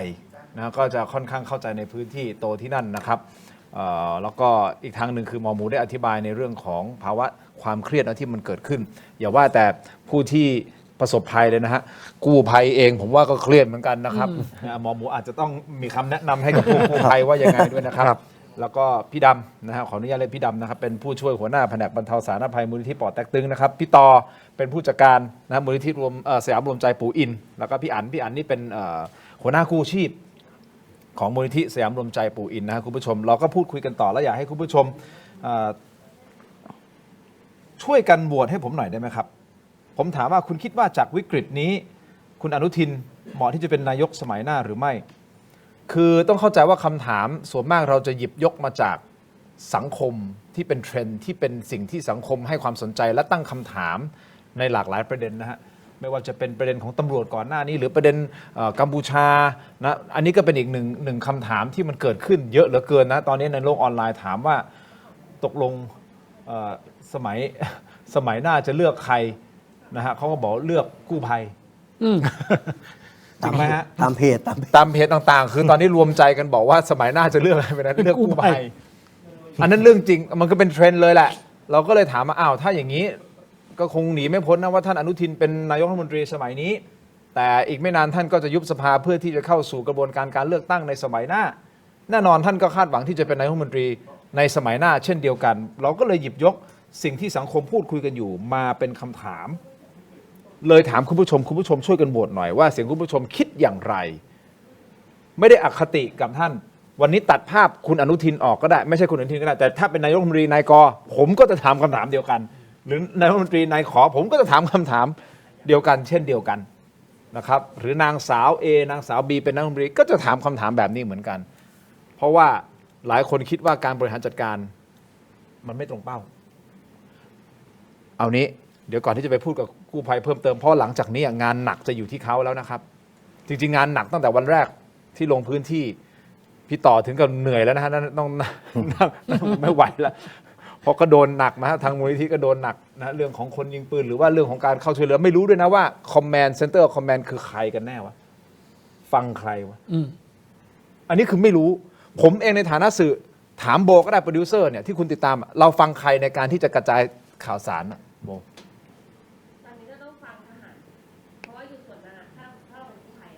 ถ้าเป็นกู้ภัยคือฟังทหารหมอหมูฟังใครหมอหมูตอนนี้คิดว่าใครเป็นเซนเตอร์ผมเริ่มสับสนนะเพราะว่ามันประกาศสถานการณ์ฉุกเฉินแล้วไม่เหรอใช่ไหมฮะใช่ฮะตอนก่อนหน้านี้ก็ตั้งท่านธรรมนัฐเป็นหัวหน้าบริหารจัดการสถานการณ์ฉุกเฉินแต่นี้พอมาประกาศสถานการณ์ฉุกเฉินนี่มันกลายพลกรฉุกเฉินมันก็จะกลายเป็นทหารผบสูงสุดแล้วตกลงจะฟังใครแล้วผมมีท่านพลดรมาอีกนะผมเป็นเมื่อเช้าก็มีข่าวที่ท่านธรรมนัฐท่านก็ยังต้องคุยกับทหารอยู่เลยว่าต้องทำตามแบบไหนอยู่แล้วตกลงเราจะฟังใครผมก็ยังติดตามข่าวอยู่นะว่าจะฟังใครพี่คิดว่าฟังใครพี่ความคิดผมก็ตอนนี้นะเราไม่ได้ทราบถึงที่นู่นแต่ความคิดผมด้วยประสบการณ์เนี่ยทางปอยตึงก็ต้องส่งตัวแทนไปกองในการร่วมแล้วก็ไม่รู้ใครตรงนั้นใครใหญ่โอเคตรงนั้นคือผมยังไม่รู้ใครใหญ่สุดผมชอบคำนี้นะไม่รู้ใครใหญ่สุดใช่ครับก็เขาก็อย่างนี้ครับผมมองว่าทุกภารกิจนะครับกู้ภัยรับคำสั่งอยู่แล้วทุกมูลที่ทราบอยู่แล้วครับว่าต้องไปอยู่กองในการร่วมคนหนึ่งแล้วก็รับงานจากกองในการร่วมเนี่ยกระจายงานให้แต่ละทีมนะครับอันนี้คือหลักความจริงที่เราทำด้วยแล้วก็เรียนด้วยอะไรด้วยครับมันต้องเป็นแบบนี้แต่ณตอนนี้เขาอาจจะตั้งแล้วแหละแล้วก็มีข้อมูลส่งมาแล้วแหละเพราะว่าสถานการณ์มันเริ่มจะขี้คายลงบ้างนะครับอันนี้ความคิดผมว่ามันน่าจะขี้คายลงบ้างถ้าพูดถึงในแง่กฎหมายนะฮะพรกฉุกเฉินเนี่ยนายกรัฐมนตรีมีอำนาจสูงสุดเพราะโดยพรกฉุกเฉินที่ประกาศเนี่ยจะโอนอำนาจตามกฎหมายหลายฉบับเนี่ยให้กับนายกแต่กฎหมายก็เขียนว่าให้มีกรรมการบริหารสถานการณ์ฉุกเฉินขึ้นมาคณะหนึ่งคุณอนุทินก็ไปตั้งผบสสมาเป็นจะใช้ชื่ออะไรก็แล้วแต่นะฮะแต่ความรับผิดชอบทั้งหมดนี้ไม่พ้นนายกคนนี้เป็นเพียงในหน่วยปฏิบัติการนายกคือส่วนสั่งการแต่ปัญหาตอนนี้ก็คือว่าต่างคนต่างพูดถูกไหมครับมันไม่มีหน่วยที่ไปจากคุณอนุทินต่างบอกเฮ้ยต่อไปนี้ทุกคนห้ามพูดนะฟังคนนี้คนเดียวเช่นคนตายไปแล้วเท่าไหร่เราต้องทำอะไรบ้างนะหน่วยอาสาทั้งหมดเนี่ยขอให้ถามคนนี้มันไม่มีส่วนไม่มีเขาเลยงงว่าใครใหญ่สุดแต่บอกงี้ครับจริงๆแล้วตามหลัก ของเรานะครับ อ่า การกู้ภัยแบ่งเป็น2 ส่วน อ่าฮะ ก็คือกู้ภัยกับกู้ชีพ อ่าฮะ กู้ชีพเนี่ยฟังสจจังหวัด หรือกรมการแพทย์ หรือ โอเค กระทรวงสาธารณ โอ สุข เคโอเค นะครับส่วนกู้ภัยอ่ะกรมป้องกันบรรเทาสาธารณภัยแน่นอน ปพโอเค ถูกครับเขาก็จะมีหัวของเขาแล้วหัว2 หัวเนี่ยก็จะเข้าประชุมกับคนใหญ่อีกทีหนึ่ง มันเป็นอย่างนี้เปล่าพี่อัน หลักการ อันนี้พี่อันหลักการแต่เอาความเป็นจริงนะตอนเนี้ยฟังใครพี่คิดว่าใครเป็นเซนเตอร์ตอนเนี้ย ผมก็ไม่ได้อยู่หน้างาน ใช่อันนี้พูดไม่ได้แต่ว่าตอนไปเราก็ประกาศ แต่ที่คุยกับ ตอนที่แรกๆก็ปพอยู่ ใจพวกผมนะครับวันนี้นะครับผมพูดตรงๆนะครับผมฟังประชาชน ใช่ ผมฟังประชาชน ฟังเสียงสะท้อนจากประชาชนที่เขาเดือดร้อนไอ้ส่วนผู้มีอำนาจอ่ะผมก็รับฟังนะไม่ดื้อนะครับแต่ก็ต้องไปแก้ไขจัดการนะครับ แต่วันนี้ผมฟังประชาชนครับเพราะเขาเดือดร้อน แล้วพวกผมอยู่หน้างานเข้าไปสัมผัสโดยตรงครับครับ อันนี้ผมพูดนิดหนึ่งนะอันนี้ผมนับถือน้ำใจมากนะเขาเสี่ยงมากนะที่ไปเนี่ยคือเสี่ยงชีวิตอยู่แล้ว แล้วไปเจอสถานการณ์อีกนะครับ แต่เขาก็ยังช่วยชาวบ้านนะนี่คือจิตอาสาจริง อันนี้จิตอาสาแต่มันก็มีเหตุการณ์ที่เกิดขึ้นกับจิตอาสา กับชาวบ้านผู้ประสบภัยด้วยนะครับ เรามีคลิปไหมฮะเปิดมาอ๋อทีมงานของผมว่าพี่ทิน เดี๋ยวจัดให้ เดี๋ยวจัดให้ผม พร้อม ขอ ไป อ๋อดูจะรอเดี๋ยวจะจัด คนที่จะได้รับการช่วยเหลือ ตอนนี้พยายามจะเข้าช่วยเหลืออยู่นะครับ ยิงปืนออกมานี่กู้ภัยไม่เข้านะครับ เข้าไม่ได้นะครับ อันตรายกับกู้ภัยครับ คนที่จะได้รับการช่วยเหลือ ตอนนี้พยายามจะเข้าช่วยเหลืออยู่นะครับ ยิงปืนออกมานี่กู้ภัยไม่เข้านะครับ มันโทษนะฮะอันนี้เมื่อกี้นี่คือเรื่องของอธิบายว่ามีการยิงปืนถูกต้องไหมฮะแต่ที่ผมกำลังพูดคือเป็นเหตุการณ์กระทบกระทั่งกันระหว่างชาวบ้านผู้ประสบภัยกับทีมกู้ภัยหลายจุดเลยใช่ไหมฮะมีไหมอันเนี้ยโดยสาเหตุหลักมาจากความเครียดและเข้าใจผิดไปฟังคลิปแรกใช่ไหมผู้ใช้ Facebook แรมโบ้พาลุยโดยคุณแรมโบ้เนี่ยกู้ภัยที่เข้าไปในพื้นที่และได้โพสต์คลิปเสียงปืนพร้อมระบุแคปชั่นยกเลิกภารกิจคืนนี้ทีมพวกผมไม่ปลอดภัยนั่นเสียงอะไรอ่ะมาแล้วใช่ไหมฮะจัดมาเฮ้ย เอาอีกแล้ว เอาอีกแล้ว เนี่ยอันนี้คือทำไมอ่ะยิงทำไมอ่ะเมื่อกลางวันนี้หมดแม็กไป2 แม็กอ่ะรัวด้วยเนี่ยแหละอยู่ขวามืออ่ะที่เขาขอข้าวเนี่ยที่เดียวกันเลยกับที่เมื่อค่ำเมื่อหมดแม็กไปอ่ะเอ้าเนี่ยครับทุกคนตอนนี้ก็มาช่วยน้ำท่วมที่หาดใหญ่นะเราก็ไม่รู้ว่าเขาอาจจะทักทายกันวิธีนี้หรือเปล่านะ เราก็ไม่รู้อ่ะคือแบบตอนกลางวันนี้ก็หมดแม็กไป2 แม็กอะเราไม่รู้อะแล้วอย่างนี้กล้าเข้าไหมทีเนี้ยแต่ถ้าว่าเขาจะส่งสัญญาณให้ว่ามีคนอยู่ ก็ถูกก็ใช่นะ เขาก็น่าจะเรียกนะเขาไม่น่าจะยิง คิดแต่ทางบวกเขาอาจจะแบบบอกพิกัด ตอนนี้นะครับทีมโดนทีมอาสานะครับเจ้าหน้าที่อาสาที่กำลังจะไปแจกข้าวขอยกเลิกภารกิจก่อนนะครับเนื่องจากมีเสียงปืนในพื้นที่นะครับไม่รู้หลังไหนนะครับยิงปืนขึ้นมานะครับตอนนี้ไม่ปลอดภัยกับทีมงานขอยกเลิกก่อนนะครับขอยกเลิกภารกิจครับ คือคนเดียวอ่ะแต่ว่าคนติดอยู่ผมว่าเป็นหมื่นนะพอเกิดเหตุการณ์นี้แต่คนอื่นเขาก็ไม่ได้ทำเนาะแต่ก็ทำให้มันเสียหายเหมือนกัน แล้วก็ผมคิดว่าคงเอาส่วนตัวมองนะก็คงไม่ได้ประสงค์แก่ชีวิตนะ ผมเข้าใจที่หมอหมูพูดนะครับ มุมมองผมเนี่ยผมไม่เคยคิดต่างเลยทุกคนคือพี่น้องประชาชนชาวไทยเหมือนกันหมด ผมไม่ได้เลือกปฏิบัติ คนใต้เป็นคนน่ารักนะครับ วันนี้มันเป็นแค่บุคคล เนี่ยเหมือนเมื่อกี้ตามคลิป ที่สร้างปัญ คน หา เดียวด้วย เท่านั้นเองครับ ก็ฝากถึงผู้นำชุมชนหรือว่าผู้ที่บริหารจัดการลงไปดูแลตรงนั้นหน่อยนิดนึงครับ เราอยากทำงานครับ เราอยากช่วย เราอยากให้มันบรรลุภารกิจที่เราตั้งใจไว้ เราอยากช่วยทุกคนครับ แต่ถ้ามันเกิดปัญหาแบบนี้ วันนี้ถ้าเกิดการสูญเสียกับทีมน้องผมก็รับไม่ได้ ผมพูดตรงๆครับวันนี้ ใช่ใช่ผมเข้าใจเลยว่าคนที่มาทำตรงนี้ในฐานะเราก็เป็นอา ใช่ สา ใช่ เหมือนกันเนาะปอเต็กตึงนะเราก็เข้าใจเลยว่าเวลาน้องๆเขาออกไปในเหตุการณ์ต่างๆนะมีคือเขามาด้วยใจนะทุกคนคือมาได้แบบใจเต็มที่แล้วต้องการช่วยจริงๆอ่ะแล้วถ้ามันเกิดอะไรขึ้นเนี่ยโห คือเงียบจะ คือไม่ใช่องค์กรผมองค์กรเนี่ยผมพูดแทนจิตอาสาทุกคนเลยนะครับวันนี้ คือเงียบการ อยากให้เข้าใจ ผู้ประสบภัยน้ำท่วมเนี่ยเป็นภาวะเสี่ยงอยู่แล้ว อืม แต่ว่าเราไม่หยิบยกกันมาเองเพราะว่าเหตุการณ์มันไม่ได้รุนแรง บางครั้งบางคราวมันมีคำพูดหรือว่าอย่างนี้แล้วครับ แต่ว่าเราเป็นเนี่ยเราก็ต้องทนนะครับ แต่ว่า เข้าใจ ในภาพข่าวคลิปเนี่ย ที่เห็นเมื่อกี้คือคนคนเดียวแหละ อืม ที่เขาบอกคนเนี้ยยิงตั้งแต่กลางวันแล้วอะไรอย่างเงี้ยครับเราก็มองว่าเขาอาจจะเป็นคนเดียวแต่ทำให้จังหวัดเขาเสียอำเภอเขาเสียอะไรอย่างงี้ก็ได้ แต่ในด้านการกู้ภัยเนี่ยสภาวะน้ำท่วมมันแรงกดดันเยอะเหมือนที่อาจารย์หมูพูด เพราะแล้วผมว่าเมื่อก่อนก็เป็นทีมลงเหมือนกัน ก็เพราะว่าเข้าไปแล้วอย่างนี้มันก็มีบ้าง แต่คราวนี้มันก็อยู่ที่อย่างที่พี่ต่อบอกต้องมีผู้นำชุมชนเข้าไปด้วยมูลที่พื้นที่อย่างที่ผมบอกครับ ถ้ามันไม่วิกฤตจริงๆยังไงผมว่าคนพื้นที่ผู้นำชุมชนหรืออะไรเขาช่วยเหลือเราแล้ว แต่ตอนนี้มันเกินอย่างที่ท่านสสบอกว่า มองน้อยเกินไปเราไม่ได้ประเมินสถานการณ์ให้มันเวอร์ถ้าประเมินสถานการณ์เวอร์มันจะมีการรองรับอยู่แล้ว อันนี้คือก็อาจจะเป็นอำเภอตัวอย่างก็ได้ครับ ครับอ่ะพี่อั๋นในฐานะที่คนที่ต้องลงไปกู้ชีพกู้อะไรนะครับอยากจะให้พูดนิดนึงฮะเกี่ยวกับเรื่องของการช่วยเมื่อกี้พี่ต่อเขาพูดได้ดีมากนะแต่ว่าคนพี่ชีพพี่ที่เป็นกู้ชีพจะต้องลงไปเจอสภาวะความกดดันความเครียดตรงนั้นมันเยอะมากน้อยแค่ไหน ผมว่าก็ ที่มันต้องรับแรงกระแทกรับแรงหรอกไหมครับ ถ้าพูดถึงเรื่องการกู้ชีพใช่ไหมครับ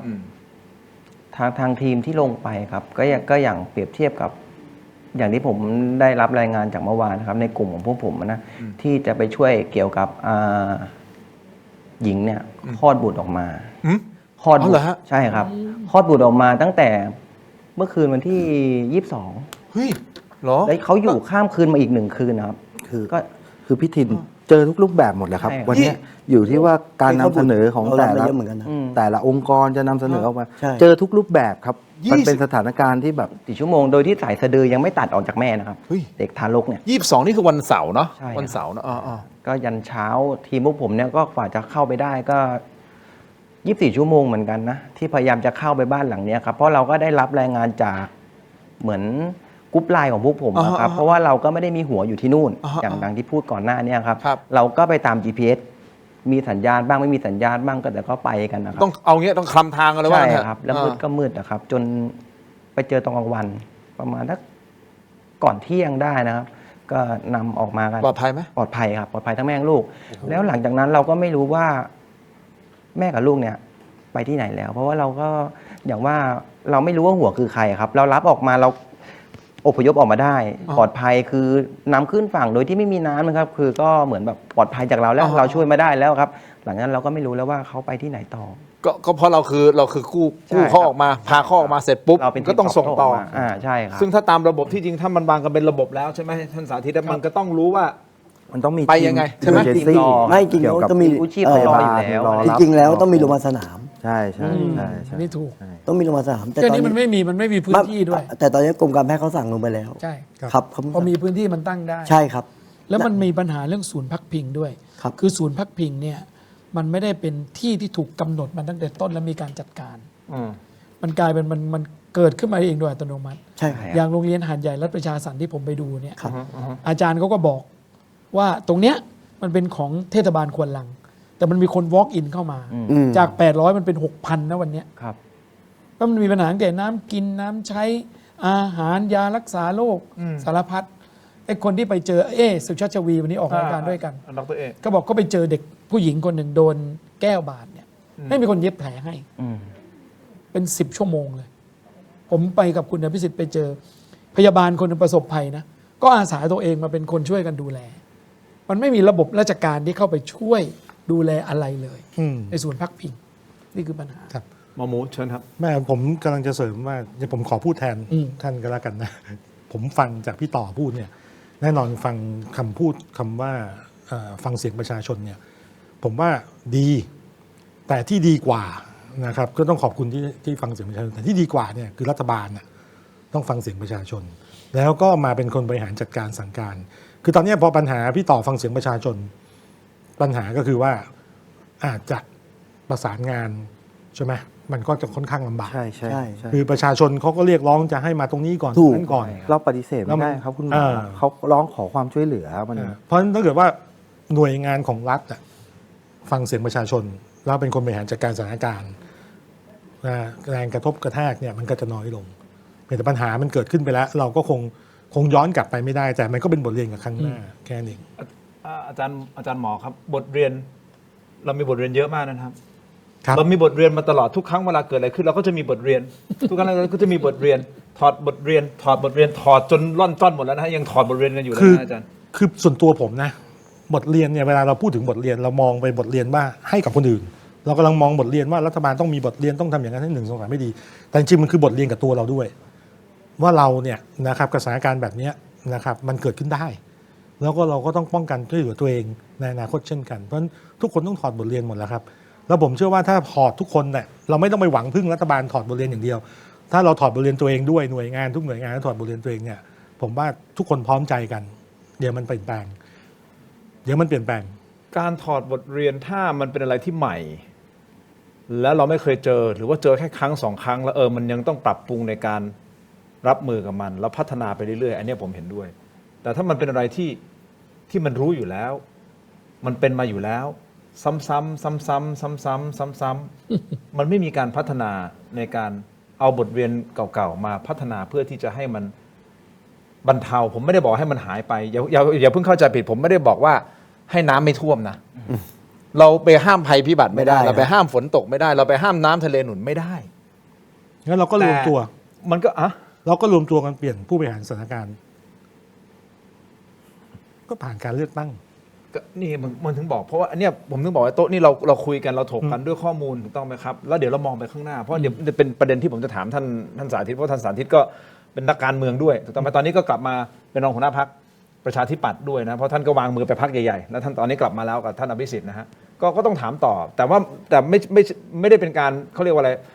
มาโทษฝ่ายใดฝ่ายหนึ่งไม่ใช่แต่เราจะมามองว่าแล้วมันควรจะต้องทำยังไงเพื่อที่จะไม่ให้เหตุการณ์แบบนี้ให้พี่ต่อพี่อั๋นพี่ดำมานั่งเหนื่อยแล้วก็น้องๆพี่ๆน้องๆที่เป็นอาสากู้ภัยแล้วต้องมาห่อจิตใจเขาห่อเหี่ยวนี่เขาพูดเขาจะร้องไห้นะที่เขาบอกถ้าสมมุติเกิดน้องๆเขาเป็นอะไรสักคนหนึ่งนึกออกไหมฮะเขาโอ้โหเขาเป็นหัวหน้านะแต่เขาเป็นผู้จัดการแต่ผมกลับมองว่าผ่านไปอีก10 ปี 20 ปีนะกู้ชีพกู้ภัยที่เป็นหน่วยงานอาสาเนี่ยก็ยังอยู่มันอยู่คู่กับประเทศไทยไปแล้วอันนี้ผมเห็นด้วยแล้วต่างประเทศเนี่ยแทบจะไม่เป็นแบบนี้เลยนะครับมันงานจิตอาสาพวกนี้ในบ้านเราเนี่ยเติบโตมากแล้วก็กลายเป็นกำลังหลักแต่ว่ามันทำให้หน่วยงานภาครัฐอะดูจะเหมือนมองให้มันเป็นของที่มันมีอยู่แล้วอะไม่ได้ไงอันนี้คืออาสาใช่หน่วยงานภาครัฐยิ่งต้องแข็งแรงแล้วเอาเข้ามาเสริมให้ยิ่งแข็งแรงไปนั่นคือสิ่งที่มันควรจะเกิดใช่ไหมถูกครับคือผมมามองว่าจริงๆไม่รู้กี่ครั้งเลยนะที่พูดง่ายก็คือว่าเวลาเกิดภัยพิบัติอย่างเงี้ยจิตอาสาที่ไปอย่างมูลที่ต่างๆที่เขาไปกันเนี่ยเหมือนเป็นพระเอกของเหตุการณ์แต่ว่ารัฐเองเหมือนหมอว่าพอจิตอาสาแข็งรัฐเองก็มีความรู้สึกว่าหวังพึ่งทางฝั่งนี้ซึ่งมันไม่ใช่ไงมันต้องเสริมกัน2 ข้างถูกไหมครับสมมติถ้าเกิดเหตุการณ์ในครั้งต่อไปเนี่ยคนบริหารสถานการณ์ภัยพิบัติเนี่ยคุณต้องมีเบอร์โทรศัพท์เบอร์ใหญ่ของทุกมูลที่แหละเฮ้ยพวกคุณมานะคุณติดต่อเบอร์นี้นะคุณเข้าตรงนี้หน่วยนี้เข้าตรงนี้นะเรามีภารกิจ1 2 3 4 5แบบนี้ถ้าอย่างเงี้ยการจัดการสถานการณ์ข้างหน้ามันไปได้แต่ถ้าคุณปล่อยแบบหัดใหญ่อีกใครมาก็ไม่รู้มาแล้วไม่รู้ไปไหนรัฐบาลมาแล้วดูพื้นที่เสร็จก็บินกลับกรุงเทพอย่างนี้มันไม่ได้นี่คือประเด็นผมงั้นผมถามท่านสาธิตต่อเลยนะเพราะสาธิตที่ผมถามท่านว่าแล้วมันคือเป็นเรื่องของการบริหารจัดการที่ผิดพลาดอะไรหรือเปล่าท่านก็บอกว่าจริงๆมันคือผู้นำต้องรู้ข้อมูลทุกอย่างแล้วก็กล้าตัดสินใจบนข้อมูลพื้นฐานคือต้องประเมินสถานการณ์เพราะฉะนั้นผมก็เลยถามต่อก่อนที่จะจบในช่วงทีวีผมถามว่าแล้วถ้าสมมติข้อมูลที่มันขึ้นมารายงานสถานการณ์ขึ้นไปที่ท่านนายกมาแบบนี้อันนี้ไปให้ความเป็นธรรมกับท่านนายกอนุทินนะฮะเป็นข้อมูลชุดนี้ท่านก็ต้องตัดสินใจตามข้อมูลที่ลูกน้องหรือว่าหน่วยงานส่งเข้ามาเด็ดถูกไหมครับพอส่งเข้ามาเสร็จปุ๊บท่านก็ตัดสินใจบนข้อมูลเหล่านี้กลับกลายเป็นว่าปึ้งข้อมูลมาผิดนี่หว่าหรือว่าไม่แม่นยำหรือเปล่าคือถูกแล้วนี่ทำยังไงคือถูกต้องแล้วที่เขาต้องลงไปพื้นที่เขาลงพื้นที่เขาเห็นสถานการณ์ด้วยตัวเองนะเห็นด้วยตานะครับเมื่อเห็นสถานการณ์ด้วยตาด้วยตัวเองเนี่ยเห็นสภาพน้ำท่วมเนี่ยเพราะฉะนั้นวิธีการไปบริหารจัดการตรงนั้นมันต้องคุยกันต่อในที่ประชุมว่าตกลงเนี่ยมันไปยังไงมันไม่ได้แค่หน่วยงานเดียวที่รายงานเช่นนายกเทศมนตรีหรือเท่านั้นมันมีหน่วยอื่นที่เข้ามาเช่นกรมอุตุนิยมคาดการณ์สภาวะฝนยังไงถูกไหมครับแล้วก็หน่วยงานอื่นๆด้วยถ้าอย่างเงี้ยมันจะได้ข้อมูลที่ครบถ้วนรอบด้านแล้วมันตัดสินใจได้ ท่านนายกบินลงไปที่หาดใหญ่เนี่ยบินจากขอนแก่นลงไปที่หาดใหญ่ครั้งแรกนะฮะก็คือวันที่ 22 พฤศจิกาแล้วซึ่งวันนั้นมันเริ่มเข้าสู่ ใช่ ภาวะที่มัน ภาวะเริ่มรุนแรงนะครับนั่นหมายความว่าท่านลงไปแล้ว ท่านไปดูท่านเห็น ท่านต้องตัดสินใจนะตอนนั้นว่าจะทำอะไรแล้วสั่งการลงมาเลย คือเรื่องใหญ่สุดเวลาภัยพิบัติแบบนี้คือการประเมินถูกไหมครับ ที่ผมพูดว่ามันต้องมีทุกฝ่ายที่เกี่ยวข้องมานั่งแล้วก็ให้ข้อมูล ซึ่งเราไม่รู้ว่าเขาทำขนาดไหนนะเท่าที่เราเห็นจากภาพข่าว แต่นายกก็กลับไปในวันนั้นนะครับ แล้วก็อีก2 วันใช่ไหมที่น้ำมันขึ้นตอนกลางดึกอะ ถูก ครับ มันเป็น ท่านอันนี้ถ้าตามไทม์ไลน์นะฮะก็คือ 22 ลงไปนะไปหาดใหญ่จากขอนแก่นใช่ไหมครั้งแรกแล้วก็หลังจากนั้นวันรุ่งขึ้นก็คือวันที่ 23 ท่านเปิดตัวสสจากพรรคเพื่อไทยที่ทำการพรรคภูมิใจไทย ก็คือวันที่ 23 วันอาทิตย์ ซึ่งท่านก็กลับมาที่พรรคไงนั่นหมายความว่าท่านก็ไปแล้วก็กลับมาที่พรรคแล้วท่านลงพื้นที่อีกทีหนึ่งทีมงานดูให้ผมนิดนึงว่าท่านลงพื้นที่ 26 โอเคเท่ากับว่าตั้งแต่ 23 ท่านอยู่กรุงเทพ 24 25 แล้วก็ลงพื้นที่อีกทีหนึ่งคือ 26 แล้วตอนนี้ท่านก็26 เหรอ ใช่ไหมทีมงานดูผมนิดนึง คือเขาไป 23 ครับ แล้วไป 24 กว่านึงฮะแล้วก็กลับมาแล้ว26 กลับไปเพราะสถานการณ์มันแรงมากขึ้น ใช่ครับใช่ครับ ทีนี้เรื่องข้อมูลถูกผิดเป็นเรื่องหนึ่งนะครับแต่ที่เห็นด้วยตาประเด็นก็คือว่าเราจะตั้งศูนย์บัญชาการสั่งการยังไงอย่างที่ต่อพูดเรื่อง Single Command ถูกไหมครับซึ่งอันนี้เป็นเรื่องของความชัดเจนในเรื่องของคำสั่งที่เราพยายามเสนอว่าเฮ้ยทำให้เป็นระบบเธอการสื่อสารการนั่นโน่นนี่นะครับจนถึงวันนี้นี่ผมถามว่ามีโฆษกของศูนย์ที่นายกเป็นประธานเนี่ยรายงานสถานการณ์หรือเปล่าไม่มีนะครับไม่มีนะครับณวันนี้นะฮะ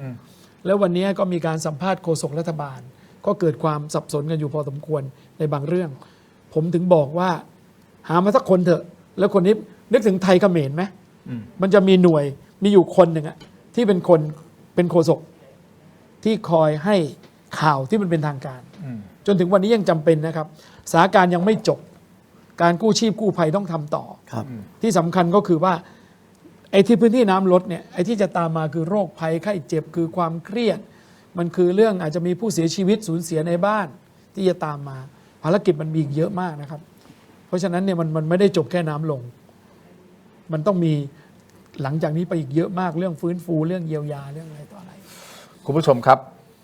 ที่คุณสาธิตพูดนี่น่าคิดนะฮะแต่ผมขอไปที่อีกภาพหนึ่งที่เป็นประชาชนเขาระบายความต่อหน้าท่านนายกเลยนะครับเมื่อวานนี้เองนะครับที่ศูนย์ผู้ประสบภัยที่มหาวิทยาลัยสงขลานครินทร์นะครับเพื่อไปเยี่ยมเหล่าผู้ประสบภัยเกิดอะไรขึ้นครับทีมงานนี่เรือมันหนักหนาหนูบอกช่วยหนูก่อนมันบอกว่าไปช่วยทางไหนก่อนถ้าไม่ได้ถึงลอยท่ออยู่อ่ะป่วยมากหนูบอกเลยทุกหน่วยงานเลยค่ะเดี๋ยวเราขึ้นเองไม่ได้เดียวข้าวกระป๋องไม่มีเลยถุงยางชีพไม่มีแล้วลูกแมวติดที่บ้านลูก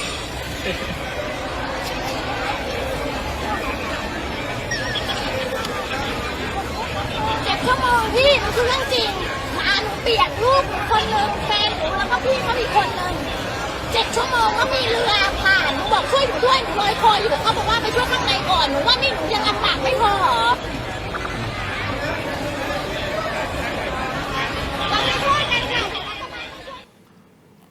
นี่ก็เป็นความเครียดของผู้ประสบภัยนะครับผมเชื่อว่าพี่ๆกู้ภัยไปเจอก็ต้องเป็นอารมณ์ประมาณนี้เลยป่ะครับอย่างนี้เลยครับ ใช่เข้าใจครับเขาอย่างนี้เลยใช่ไหมคือแบบเป็นธรรมดาครับพี่ผมก็เข้าใจสถานการณ์ว่ามันเกิดแบบนี้ทุกคนมีอารมณ์หมดแต่พวกเราก็คนเหมือนกันถูกต้องไหมคุณรับอย่างนี้เยอะมันก็ไม่ไหวพี่ผมขอพูดอะไรอย่างเชิญครับพี่ต่อผมห่วงน้องผมนะอย่างที่รับรายงานมาว่าเข้าไปติดข้างในข้าวเขาจะกินยังไงธรรมดามันไม่มีร้านไหนเปิดหรอกณสถานที่เกิดเหตุวันนี้เข้าไปติดเขาจะอยู่ยังไงใช้ชีวิตยังไงเขาจะปลอดภัยหรือเปล่าวันนี้ผมมีอำนาจสั่งเขายกเลิกภารกิจได้นะแต่ผมไม่ทำเพราะผมรู้ว่าน้องผมเนี่ยมันสู้ผมจะไปขัดใจไม่ได้หรอกแต่วันนี้ผมอยากให้เข้าใจความรู้สึกว่า มันอึดอัดอะพี่ ยัง แล้ว ติดต่อประสานงานน้องๆได้บ้างไหม ก็ได้ครับ เป็นระยะ ระยะครับ เป็นห่วงไหมเป็นห่วงครับ แต่เขาจะต่ออะเราห้ามไม่ได้ครับ เราก็อยู่ในวงการนี้มาเกิน 20 ปีแล้วเรารู้ครับว่าผมถึงบอกว่าเสียงประชาชนเนี่ยมันสะท้อนให้เห็น อย่างใช่ไหมไอ้นั่งพูดกันอ่ะ ใครก็พูดได้ครับ แต่หน้างานจริงอ่ะลองไปสัมผัสดูมัน ผมว่ามันเลวร้ายกว่าที่คิด ที่เราเห็นกว่านี้เยอะครับ ผมเคยไปตอนน้ำท่วมปี 54 ลงไปกับพี่หลังเนาะ ครับ แค่นั้นคือแค่เราไปเรายังรู้สึกโอ้โห คือมันโหดเหมือนกันนะอันนี้ผมว่าน่าจะโหดกันอีกหลาย ใช่ เป็นร้อยเท่าเลยอะ มันไม่มีเสียงหัวเราะมานะครับ บางทีเราเจอภารกิจอะไรที่มันโหดร้ายอย่างที่พี่ต่อบอก แต่เราก็ไม่เคยมาพูดกับใคร อันนี้คือข้อเท็จจริงแม้กระทั่งว่า ผมก็เคยลุยกับพวกทีมมาสมัยยังเป็นหน่วยกู้ภัยอยู่นะครับพอตอนนี้เป็นหัวหน้าก็ไม่ได้ค่อยเท่าไหร่แล้ว หมอหมูคือผมก็เป็นห่วงพ่อแม่พี่น้องน้องๆกู้ภัยเหมือนกันนะกู้อาสาสมัครต่างๆนะหมอหมูแนะนำยังไงดีคือโอเคคนผู้ประสบภัยก็ส่วนหนึ่งแหละแน่นอนเราก็เป็นห่วงแต่ในเวลาเดียวกันคนที่จะเข้าไปช่วยหวังดีกับกลายเป็นว่าเราก็ไม่รู้ว่าจะเกิดอะไรขึ้นอีกไม่มีรายเยียวยานะไม่มีหน่วยงานใด คือ เยียวยา อย่าง ผมเยียวยากันเองนะครับ วันเนี้ยเต็มที่ก็ลง Facebook เชิดชู จัดงานศพให้ดูสมเกียรติ แต่ไม่มีอะไรเยียวยาเลย อย่างนี้ฮะนิดเดียวหมอหมูก่อนที่จะไปที่หมอหมูพอดีเราติดต่อท่านนี้ได้เป็นกู้ภัยอีกท่านหนึ่งที่อยู่ในพื้นที่แล้วก็เป็นผู้สื่อข่าวของช่อง 7 HD ของเราด้วยนะครับคุณเตชวัฒน์สุขรัตน์นะฮะหรือคุณต๋อมสวัสดีครับคุณต๋อมครับ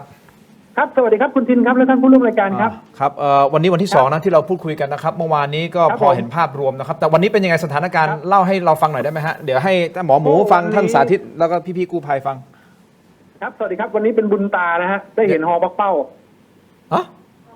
ได้เห็นฮอปักเป้าของปพอ๋อเหรอฮะของปพฮะครับของปพครับวันแรกเลยฮะที่เห็นเป็นบุญตาเข้าในพื้นที่วันที่2นะฮะที่เข้ามาในพื้นที่แล้วก็เริ่มบินที่จะกระจายอาหารหย่อนอาหารนะครับให้กับชาวบ้านแล้วก็ยังมีฮอของกระทรวงทรัพย์นะฮะฮอตำรวจฮอทหารอากาศนะฮะฮอทบกระจายกำลังกันในพื้นที่เสี่ยงโดยเฉพาะพื้นที่เขต8นะครับพื้นที่เขต8ที่บอกว่าเป็นพื้นที่ที่ยังเข้าไม่ถึงเนี่ยนะฮะล่าสุดเห็นว่ามีหน่วยซิลเข้าไปเนื่องจากว่ามีการใช้อาวุธนะฮะกับเจ้าหน้าที่กู้ภัยหลายชุดหลายมูลนิธิก็คาดว่าจะเกิดจากภาวะความเครียดของชาวบ้านบางคนหรือว่าเกิดจากก่อนหน้านี้เนี่ยมีกู้ภัยหรือว่าอาสาหรืออะไรอย่างเงี้ยครับเจ็ตสกีเข้าไปในพื้นที่นะฮะอาจจะทำสร้างความเสียหายให้กับบ้านเรือนกระจกแตกหรืออะไรประมาณนี้เขาเลยไม่พอใจนะฮะก็เลยใช้อาวุธกับกลุ่มนะฮะแล้วเห็นว่าตอนนี้เนี่ยให้หน่วยซิลเข้าไปในพื้นที่เขต8ครับแล้วก็วันนี้เนี่ยผมเข้าไปในโซนของหาดใหญ่ในครับเป็นยังไงครับหาดใหญ่ในถนนเพชรเกษมเนี่ยทางไปสนามบินหาดใหญ่เนี่ยครับก็ระดับน้ำเริ่มลดลงเป็นสัญญาณที่ดีว่าคลองคลองอุตภเปาครับนะฮะคลองรับน้ำฮัลโหลครับพี่ต๋อมยังอยู่ครับเชิญเลยฮะครับผมคลองระบายน้ำสาย1เนี่ยระดับน้ำนะครับก็ลดลงจนเห็นคันนะครับเห็นคันกั้นคลองแล้วก็เห็นตลิ่งนะครับแล้วก็ระดับน้ำบนถนนเนี่ยก็อยู่ประมาณหน้าแข้งแต่ผมเข้าไปในซอยนะครับเทสาพัฒนาปรากฏว่าน้ำยังถึงอกคุณทินแล้วท่านผู้ร่วมรายการครับระดับน้ำยังถึงอกโอ้ตายโอ้ครับโอเคเพราะว่ามันเป็นเหมือนพื้นที่ลุ่มต่ำครับนะครับแล้วก็มีผู้เสียชีวิตอยู่ในบ้านด้วยนะ3 วันอย่างเงี้ยออกมาไม่ได้ครับคุณต๋อมพอดีของพี่เปิ้ลนาครเขาบอกว่ามีบ้านหลังหนึ่งมั้งที่มีผู้เสียชีวิตทั้ง5 คนเลยอะฮะอันนี้ข้อเท็จจริงเป็นยังไงครับมีข้อมูลไหมครับอันนี้ยังไม่มีข้อมูลครับแต่พื้นที่อื่นนะคุณทินล่าสุดเมื่อช่วงเย็นเนี่ยกำลังตรวจสอบกันอยู่ฮะยังไม่ได้รับทราบข้อเท็จจริงว่าพื้นที่ย่านตำบลโคกเมานะครับฝั่งซ้ายของถนนลพบุรีราเมศนะฮะเป็นเส้นทางผ่านของคลองร.1แล้วก็คลองแห ปรากฏว่าอันนี้ยังไม่ยืนยันข้อมูลนะฮะ ครับ แต่มีการพูดกันมาว่าพบผู้เสียชีวิตไม่เกิน300 ศพ เฮ้ย เดี๋ยวกำลังตรวจสอบนะฮะกำลังตรวจสอบเรื่องนี้มีการพูดกันในพื้นที่ แล้วก็มีการบอกกันว่า ตอนนี้เนี่ยห้องเก็บศพของโรงพยาบาลมอเนี่ย ครับ ไม่เพียงพอล้นแล้วนะฮะแต่เดี๋ยวต้องขอตรวจสอบข้อเท็จจริงในเรื่องนี้ก่อน อย่างนี้คุณผู้ชมที่ชมรายการอยู่นะครับ อันนี้ผมขอเสริมคุณต๋อมซึ่งคุณต๋อมพูดถูกครับเดี๋ยวต้องรอตรวจสอบข้อเท็จจริงพี่แต่คุณต๋อมกำลังจะบอกว่ามันมีการพูดคุยกันเป็นตัวเลขประมาณนี้ แต่เราขอยืนยันว่าเราไม่ยืนยันข้อมูลนี้นะฮะเราไม่ยืนยันข้อมูลนี้เดี๋ยวให้พี่ต๋อมไม่ยืนยันนะฮะท่านผู้ชมใช่เดี๋ยวให้พี่ต๋อมน่ะไปตรวจสอบนะครับว่าตกลงตัวเลขมันอะไรยังไง ว่ามันจริงหรือเปล่าแต่ที่แน่ๆตอนนี้ถ้าทางการจริงๆเขารายงานว่ามีผู้เสียชีวิต85 คน อันนี้คือรายงานจากทางการนะจากทางการจากโฆษกฮะครับแต่ตัวเลขที่ผมแจ้งไปเมื่อสักครู่เนี่ยนะฮะคือย่านของตำบลโคกเมาเนี่ยนะครับ เป็นพื้นที่ปลายน้ำนะครับ แล้วก็ปลายน้ำเป็นบ้านชั้นเดียวบ้านชั้นเดียวด้วยครับมันทำให้หนีไม่ทันครับเข้าใจครับแล้วก็ตอนนี้เนี่ยอุปสรรคเนี่ยวันนี้ที่เข้าไปย่านเขต 8ไม่ได้จากพื้นที่หาดใหญ่ในเนี่ยเนื่องจากว่าบนสะพานข้ามคลองอุตภาวที่ข้างที่ว่าการอำเภอหาดใหญ่เนี่ยนะฮะมีรถของชาวบ้านที่จอดหนีน้ำเนี่ยจอดขวางเต็มสะพานทำให้เรือกู้ภัยไม่สามารถที่จะเดินทางไปได้ครับครับอุปสรรคต่างๆมากมายเยอะแยะเลยนะเนี่ยพี่ต่อมากมายเลยฮะมากมายเลยฮะแต่ชาวบ้านคุณทินในพื้นที่เนี่ยชาวบ้านต้องบอกว่าอดอยากถึงขั้นยอมที่จะทำผิดก็คือว่าไปทุบนะฮะร้านสะดวกซื้อที่อยู่ตามในชุมชนในหมู่บ้านของตัวเองแล้วก็เอาของมากินก็หิวอ่ะมันตั้งแต่วันที่เท่าไหร่แล้วเนี่ยปลาเขาก็ไป5-6 วันเราไม่มีของกินไม่มีข้าวกินเขาก็ต้องหาทางรอดอ่ะครับโอ้ตายแต่วันนี้คือฝนปล่อยๆนะฮะตกเล็กน้อยแล้วก็เห็นท้องฟ้าครับที่จะถามคุณต๋อมนะครับว่าจะต้องมีการเฝ้าระวังน้ำที่มีโอกาสเติมเข้ามาบ้างหรือเปล่าหรือว่าเรื่องของฝนตอนนี้คือก็จบแล้วไม่น่าจะมีแล้วคือรอแค่น้ำลดอย่างเดียวหรือเปล่าคือรอน้ำลดอย่างเดียวแล้วก็ถ้าฝนไปตกในพื้นที่ของสะเดาไม่เยอะเนี่ยก็ไม่น่าจะส่งผลอะไรมากนักต่อหาดใหญ่ครับเพราะว่าหาดใหญ่เนี่ยจะรับน้ำอยู่แค่2 ด้านก็คือว่าน้ำจากอำเภอสะเดาแล้วก็น้ำจากเขาคอหงส์ครับพี่ต๋อมครับเอาแบบตรงๆเลยเมื่อวานนี้ผมก็ถามพี่แล้ววันนี้ก็ถามต่อนะฮะตกลงพี่รับคอมแมนด์หรือว่าการในพื้นที่เขาแบ่งงานกันยังไงใครเป็นผู้บังคับบัญชาใครเป็นคนออกคำสั่งหรือต้องฟังใครฮะในพื้นที่ฮะตอนนี้เจ้าหน้าที่กู้ภัยเขาก็เดินตามหน้างานของเขาเลยคือกู้ภัยก็คือฟังเสียงเนี่ยพี่ต่อนี่พี่ต่อบอกเขาฟังเสียงประชาชนอย่างเดียวแหละประชาชนต้องการความช่วยเหลือเราช่วยเต็มที่ก็ไม่รู้ใครเป็นคนสั่งการใช่ไหมไม่มีใช่ไหมครับไม่มีฮะถ้าส่วนใหญ่เนี่ยถ้าในศูนย์บัญชาการเหตุการณ์เนี่ยนะครับก็คาดว่าจะสั่งเฉพาะหน่วยงานรัฐเป็นหลักเพราะว่าทางกู้ภัยในหลายๆชุดที่มาอยู่ในพื้นที่เนี่ยเขาก็เกาะกลุ่มกันนะฮะแล้วก็กระจายกันไปแจกถุงยังชีพอย่างผมเข้าไปที่วัดโคกนาวหน้ามอเนี่ยหน้าโรงพยาบาลมอเนี่ยเป็นกอร่วมของปอเต็กตึงนะครับกับมิตรภาพสามัคคีท่องเที่ยวเชียงตึงหาดใหญ่เป็นเจ้าภาพแล้วก็จะมีมูลนิธิต่างๆที่ไปจากอีสานนะฮะไปจากภาคเหนือหรือว่าภาคกลางที่เข้าไปร่วมด้วยเนี่ยก็เข้าไปอยู่ในชุดนั้นแล้วก็เอาถุงยังชีพนะฮะของปอเต็กตึงเนี่ยใส่เรือแล้วก็ไปแจกให้ชาวบ้านครับแล้วก็ไปกระจายกันในพื้นที่แต่ละหน่วยแต่ละชุดเนี่ยเขาก็จะแบ่งกันอย่างนี้ครับครับพี่ต๋อมถ้ามองไปข้างหน้าเลยครับหลังจากนี้พอน้ำลดเข้ามาอุปสรรคที่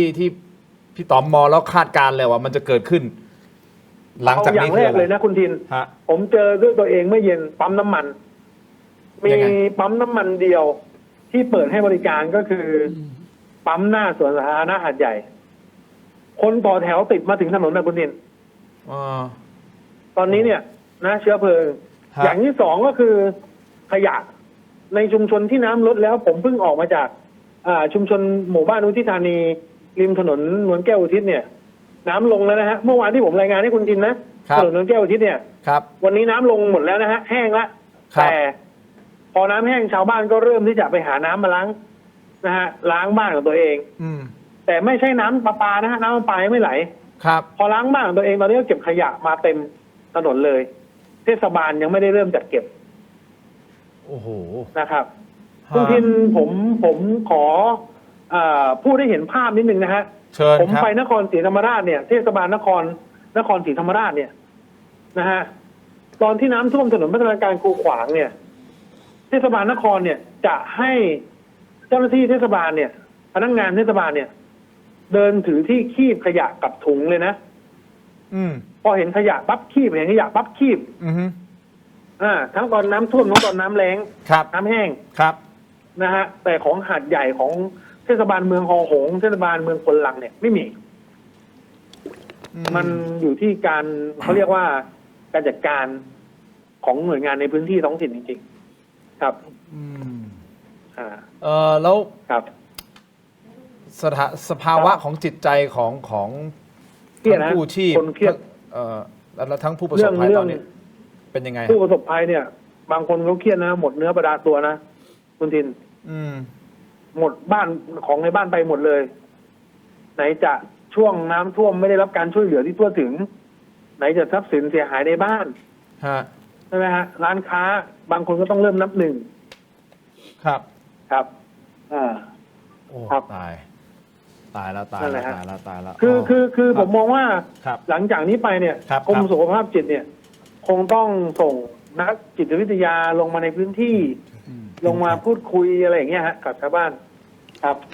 เยอะเลยนะเนี่ยแล้วชาวบ้านก็เป็นเป็นแสนคนเลยมั้งหัดใหญ่อ่ะหลายแสนใช่ครับใช่ไหมเกือบล้านเครียดเมืองใหญ่เขาเป็นเมืองใหญ่ครับโอ้โหแต่สถานการณ์เรื่องของน้ำดีขึ้นต้องบอกงี้ดีขึ้นเริ่มคลี่คลายครับเริ่มคลี่คลายแต่สุดท้ายในจุดในจุดที่น้ำยังขังเนี่ยผมคาดว่าวันพรุ่งนี้ก็น่าจะลงครับโอเคโอเคครับแล้วไอ้โทษนะฮะที่เขายิงปืนเนี่ยมีหน่วยซีลเข้าไปนี่มีคือไม่แน่ใจว่าเขาเข้าไปเขามีพิกัดเขารู้แล้วใช่ไหมเป็นใครอะไรยังไงพอมีข้อมูลไหมรู้แล้วเบื้องต้นเนี่ยผมได้ข่าวมาว่ามีการเจอตัวนะไอ้คนยิงเนี่ยเจอตัวแล้วใช่ไหมฮะแล้วเขาเครียดครับเขาเครียดที่ว่าขับเจ็ตสกีแล้วก็ไปชนน้ำไปกระเด็นโดนบ้านเขาเข้าใจแต่มันไม่ใช่เหตุการณ์ยิงแค่ครั้งเดียวนะมันยิงหลายครั้งนะคุณจับคนเดียวกันเลยเหรอฮะมันยิงหลายครั้งบางคนเนี่ยเห็นว่าโดนหลายนัดด้วยนะกู้ภัยบางชุดเนี่ยจากคนเดียวกันนี่นะอันนี้ยังไม่ยืนยันครับว่าคนเดียวกันไหมโอเคครับโทษนะนิดเดียวครับพี่ต๋อมพื้นที่เขต8มันเป็นยังไงหมอหมูอธิบายให้ผมฟังแล้วเพราะหมอหมูเป็นคนหัดใหญ่แล้วเขาโตที่นั่นเขาพออธิบายได้เขต8มันเป็นยังไงจริงๆแล้วเขตนั้นอ่ะคุณทินเอาไว้ง่ายช่วงวันสงกรานต์ผมจะเปรียบเทียบให้ฟังเวลาเขาเล่นงานวันสงกรานต์เนี่ยย่านเขต8ถ้าไม่จำเป็นเนี่ยอย่าเข้าไปยิงทุกปีดุนะสถานการณ์อย่างเงี้ยเขตนี้ดุพื้นที่นี้ดุมันมีหลายปัจจัยครับคุณทินเป็นชุมชนแออัดด้านในด้วยอะไรด้วยครับหลายอย่างโอเคเอาเป็นว่าเป็นเขตดุครับโอเคเข้าใจแล้วครับครับได้ครับพี่ต๋อมนั้นดูแลสุขภาพดูแลตัวเองด้วยนะครับแล้วยังไงคงได้มีการติดตามรายงานความคืบหน้าต่างๆนะครับขอบคุณมากครับพี่ต๋อมครับได้ครับขอบคุณครับคุณเตชวัฒน์สุขรัตน์นะครับเป็นผู้สื่อข่าวช่อง 7 HD ของเราแล้วก็เป็นกู้ภัยในพื้นที่ด้วยนะครับมองไปข้างหน้าเลยครับเขาบอกว่าขยะโดนแน่งานใหญ่มากงานเรื่องของสุขภาพจิตแน่นอนโดนแน่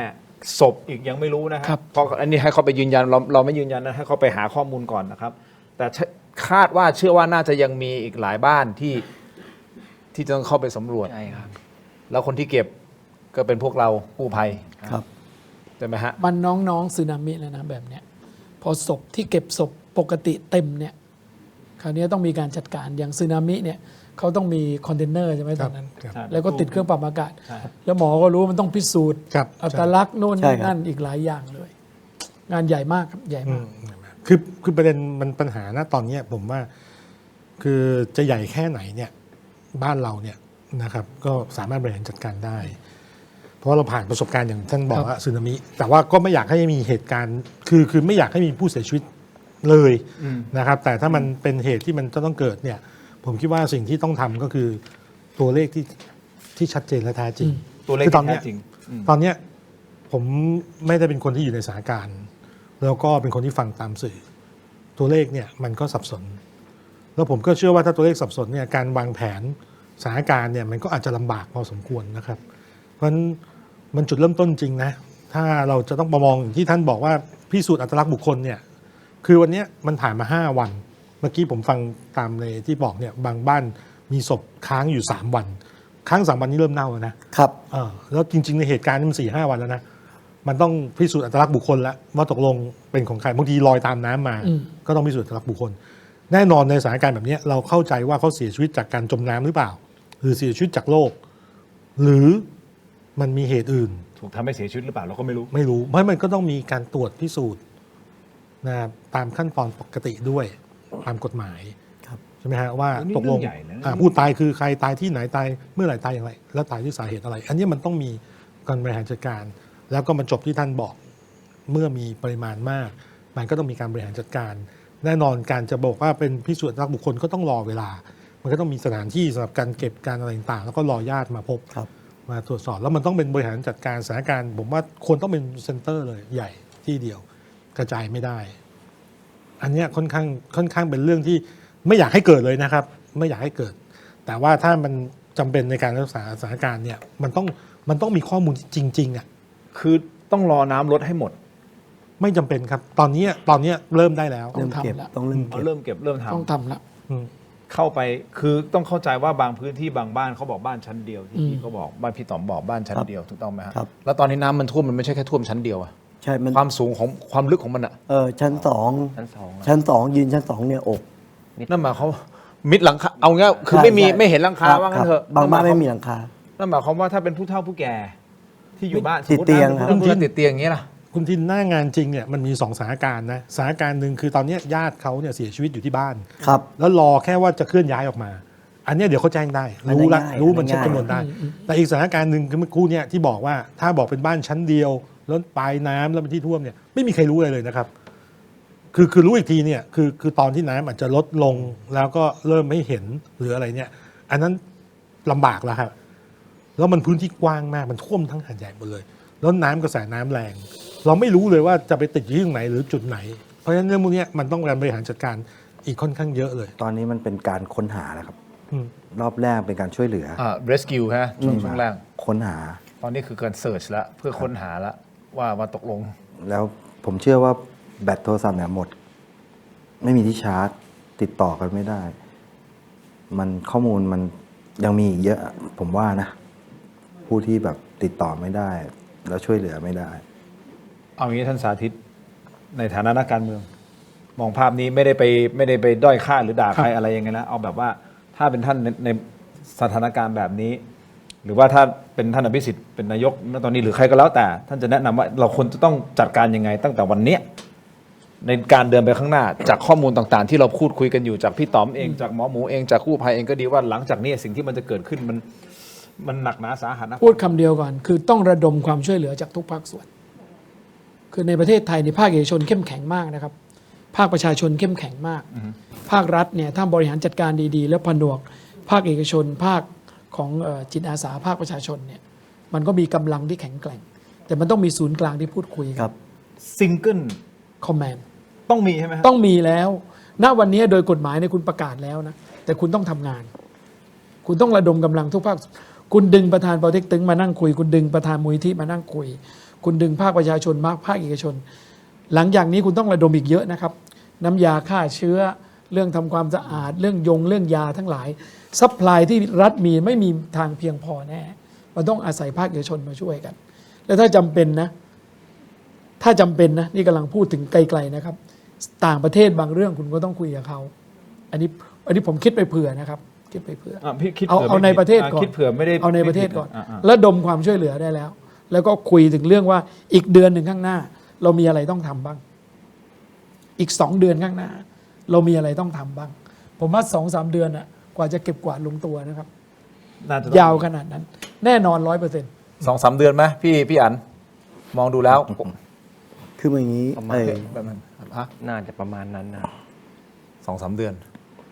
มันดูแล้วมัน มั น่าน จะ ใหญ่มากนะครับเหตุการณ์นี้ผมว่ามันรุนแรงจริงๆนะ พี่ดำ คืออย่างนี้ครับการเรื่องหลังจากน้ำท่วมน้ำแห้งแล้วเนี่ย ครับ หนึ่งก็การคือการเรื่องการฟื้นฟูอย่างข้าวสารอาหารแล้วก็ภาครัฐก็ต้องช่วยแหละแล้วภาคเอกชนพวกมูลนิธิต่างเนี่ยผมว่าระดมผมไปช่วยแล้วแต่สิ่งที่มันมากกว่าการน้ำท่วมคือการพบผู้เสียชีวิตจำนวนมากนะครับ นั่นก็เป็นเรื่องของนิติเวชนะครับ นิติเวชเนี่ยของหมอไม่ว่าจะเป็นตำรวจหรือว่าตำรวจเอง หรือว่าเราเป็นนิติเวชต่างๆอาจารย์พรทิพย์เองอะไรอย่างเงี้ยที่เคยร่วมทำงานตอนภัยสึนามิเนี่ยแต่ตอนเนี้ยระบบนิติเวชนะครับขอพูดเป็นตัวแทนของนิติเวชแล้วกันมันมีการพัฒนามากขึ้นระดับของมูลที่เนี่ยมีการพัฒนามากขึ้น ในเรื่องเก็บตัวอักลักษณ์บุคคลพวกนี้ครับมันมีเรื่องของการเขามีวิธีการของเขาครับ แล้วก็ผมว่าการจัดการเนี่ยก็คืออย่างที่ท่านบอกว่ามันต้องเริ่มเก็บตั้งแต่วันนี้ แล้วก็เริ่มเอาตู้เย็นมาแล้วก็เริ่มพิสูจน์เพราะว่ามอเขาก็เป็นนิติเวชอยู่นะครับก็แสดงว่ามีข้อมูลจากพื้นที่ใช่ไหมฮะเอาแบบตรงๆว่าผู้เสียชีวิตมีโอกาสที่จะสูงขึ้นกว่านี้เป็นลำดับ ผมว่าตรงนั้นไม่คอนเฟิร์มแต่เราเริ่มทำตั้งแต่5 ศพ 10 ศพก่อนก็ได้ ไม่ต้องปล่อยต้องรอ70 80เพราะว่าการคือเรื่องถ้าตายในบ้านอย่างมีบ้านเลขที่ทะเบียนบ้านเดี๋ยวนี้เปิดอินเทอร์เน็ตก็รู้แล้วครับว่าใครอยู่ในบ้านนี้มันสามารถพิสูจน์ได้มีย่ามยืนยันจบแต่ศพที่ลอยน้ำมาเนี่ยมันพิสูจน์ทราบไม่ได้มันยืนยันแม่พออืดปุ๊บเนี่ยเหมือนกันหมดพออืดปุ๊บคล้ายกันหมดคราวนี้มันก็ต้องมีวิธีการของการเจาะเลือดไปชันสูตรดีตรงนี้ของอาการ อันนี้หมอหมูก็ ชำนาญอยู่แล้ว คือวันนี้ผมนะสำหรับผมนะผมมีความหวัง ผมอยากให้มันเป็นภารกิจช่วยเหลือ ให้เต็มที่ ในอนาคตมันจะเป็นการเก็บกู้เนี่ยก็ว่ากันไปนะครับ คอย1 2 3 4เตรียมตัวรับแต่วันเนี้ยผมว่าญาติพี่น้องเขาเนี่ยก็รู้สึกแบบเต็มกลืนแล้วถ้าเรามองไปโฟกัสว่าเป็นเคสดำเนี่ยมันจะห่อเหี่ยวลงไปแต่ถามว่ามีแน่นอนครับมันหนีไม่พ้นอยู่แล้ว แต่วันเนี้ยเคสช่วยเหลือทำเต็มที่กันหรือยังถูกอันนี้น่าสนใจนะที่พี่ต่อพูดไอ้เคสช่วยเหลือคือเอาเนี้ยพื้นที่ของหาดใหญ่ไปครอบคลุมหมดแล้วหรือยังไม่รู้เลยนะตอนนี้ใช่ครับใช่ครับใช่ไหมหมอหมูใช่ไหม ใช่ครับมันเยอะ ใช่ไหมครับเรายังคือถ้าต้องตีเป็นตารางอะตีเป็นกริดอะคือมันต้องกางแผนที่เลย แล้วแบ่งเลยใครสแกนตรงไหนอะไรยังไง ถูกครับ ใช่ต้องทำแบบนั้น ใช่ไหม ใช่ มันต้องตีเป็นกริดนะคือไม่จะเป็นน้ำจะเป็นแผ่นดินหรืออะไรก็แล้วแต่ต้องตีเป็นกริดเป็นตารางออกมาแบ่งเป็นโซน A โซน B โซน C โซน D สมมตินะมีสัก8-9โซนอะไรก็ว่าไปต้องตีเป็นตารางอย่างเงี้ยแล้วก็จากตรงนี้มีแลนด์มาร์คไปถึงตรงนี้จุดนี้นายกคุณรับผิดชอบตรงนี้ ใช่ครับ ลูกน้อง ใช่ คุณสั่งการได้หมดเลยคุณรับผิดชอบไปหานายขอโซน B คุณจัดการไปมันต้องอย่างนี้อ่ะมันถึงจะครอบคลุมได้หมดก็ทุกพิธียังหาเจ้าภาพอยู่เลยครับ ABC มันแบ่งด้วยเจ้าภาพครับไอตอนผมเรียน rescue diver ดำน้ำเนาะมันก็ต้องเรียนแบบนี้นะวิธีการ rescue ช่วย ใช่ครับใช่ตีตั้งตลิดแล้ว ทุกองค์กรรู้หมดครับ เรื่องพวกเนี้ยเรียนรู้ใช่ไหมใช่ครับเรารู้ ทำไมสตงถล่มมาแบ่ง ABC ได้ใช่สตงยังแบ่ง ABC ได้จำได้โบที่เราทำสตงถล่มเราแบ่งเป็น ABC โซน A โซนหน้าโซน B คือแบ่งได้หมดเลยก็ไอถนนสุดที่มาพิดิงก็แบ่ง ABC ได้แต่บางอย่างเราไม่มีอำนาจไงเราเป็นแค่จิตอาสาเป็นองค์กรนิติบุคคลนะครับมันจริงก็พูดถูกเหมือนที่ผมบอกไม่อยากให้มันเกิดนะแต่ว่าแผนมันต้องมีแล้วก็หน่วยงานที่เกี่ยวข้องต้องวางแผนให้ดีเกี่ยวกับเรื่องบริหารจัดการแต่ว่าเมื่อกี้เรายังไม่ได้พูดถึงเรื่องสภาพจิตเลยเนาะผมคิดว่าเรื่องมันก็เรื่องใหญ่มากนะเรื่องใหญ่สภาพจิตใจเยอะผมคิดว่าคนที่มีปัญหาเรื่องสุขภาพจิตเนี่ยสูงแน่นอนคือติดอยู่ในภาวะแบบนี้นะครับนานเนี่ยมันมีความเครียดอยู่แล้วสะสมอาจจะมีอะไรต่างๆเยอะแยะแต่ว่าสิ่งที่มันบวกก็ไปอีกคือออกมาแล้วไม่มีอะไรเหลือเลยแล้วจะเริ่มต้นยังไงผมคิดว่ามันก็เป็นเรื่องของทางท่านสาธิตจะพูดถึงเรื่องรัฐบาลจะต้องมาเยียวยาอะไรผมคงไม่ไปแตะเรื่องนั้นแต่ว่าถ้าเกิดว่าคนเนี่ยนะครับในภาวะแบบนี้มีการช่วยเหลือในเรื่องของสภาพจิตใจ แพทย์นะครับลงไปให้เป็นที่ปรึกษาหรืออาจจะต้องบางคนอาจต้องจ่ายยาต้องรักษาอะไรก็ว่ากันไป แต่ในขณะเดียวกันก็คู่ขนานกับเรื่องของการให้เขามีกินมีที่อยู่พักอาศัยนะครับผมว่าการเยียวยาพวกนี้มันไปด้วยกันนะที่ทำให้สภาพจิตใจของทุกคนดีขึ้นมันเป็นสเกลใหญ่มาก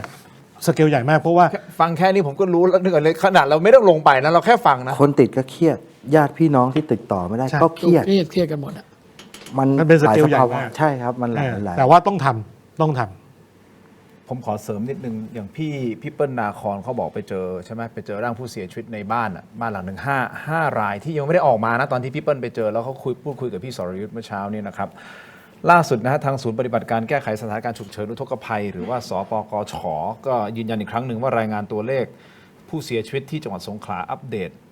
นะฮะ85 คนนะฮะอัปเดตวันนี้85 คนนะครับในจำนวนนี้สาเหตุจากน้ำท่วม55 คนที่เขายืนยันได้ว่าเกิดจากสาเหตุน้ำท่วมไม่ใช่สาเหตุน้ำท่วมเนี่ย30 คนนะครับแต่ว่ามีโพสต์กู้ภัยจากภูเก็ตเขาระบุเขาโพสต์มาจากภูเก็ตนะกู้ภัยนะเขาบอกว่าแค่จากทีมเขาทีมเดียวนี่ฮะทีมงานของเรา KB ภูเก็ตเจ็ตสกีนำคนอพยพออกมาได้ทั้งหมด 1,879 คนและนำผู้เสียชีวิตออกมาทั้งหมด31ศพฮะขอแสดงความเสียใจด้วยนะครับแฮชแท็กทีมเดียวนะฮะพี่อลงกรณ์บุญนาคเนี่ยฮะ verify ด้วยนะ account นี้ verify ด้วยนะครับมีติ๊กสีฟ้านี่นะฮะ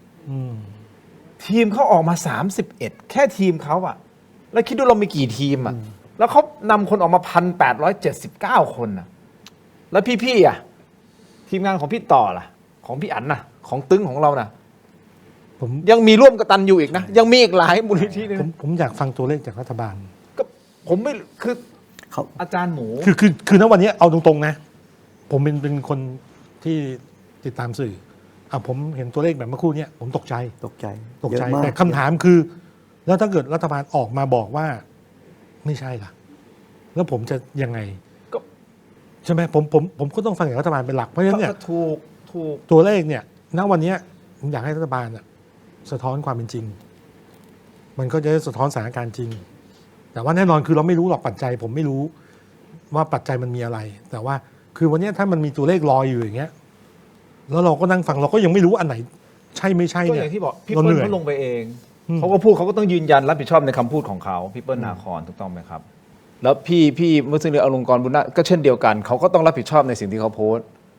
ถูกต้องไหมฮะว่าเขาเจออย่างนี้ทีมเขาเจอซึ่งผมเชื่อว่ามัน100%อยู่แล้วแหละมันเขาไม่มีใครมาใช้สถานการณ์นี้มานั่งกุตัวเลขอะไรเล่าเรื่องหรอกถูกต้องประเด็นมันคือ87นี่รวม31กับ5นั้นหรือเปล่าก่อนไม่นี่ไงเพราะฉะนั้นประเด็นตัวเลขทางการเนี่ยผมว่าจำเป็นมากนะครับไม่งั้นแล้วเนี่ยมันก็จะสับสนเพราะฉะนั้นไอ้ทุกโพสต์ที่ออกมาเนี่ยมันก็เป็นหน้าที่ของผู้มีส่วนเกี่ยวข้องรัฐบาลด้วยนะคุณต้องไปตรวจสอบด้วยนะผมถึงบอกว่ามันต้องมีโฆษกทางการออกมาแถลงในทุกเรื่องให้มันชัดอย่าให้มันสับสนไม่งั้นแล้วสภาวะการมันจะยิ่งแย่นะต่อเราอยากเห็นคนที่ถูกฟื้นฟูมีกำลังใจนะแต่ข่าวแบบนี้มันจะหดหู่มากมันก็ต้องบาลานซ์กันในความคิดผมนะครับลักษณะสตง.ผู้สูญหายแจ้งยอดคนชาวบ้านแจ้งยอดเจอก็คือเคลียร์ไปไม่เจอถ้าจะเอาแบบว่ากลมง่ายๆครับยังไม่ชัดเจนใช่มันต้องมีแบบสูตร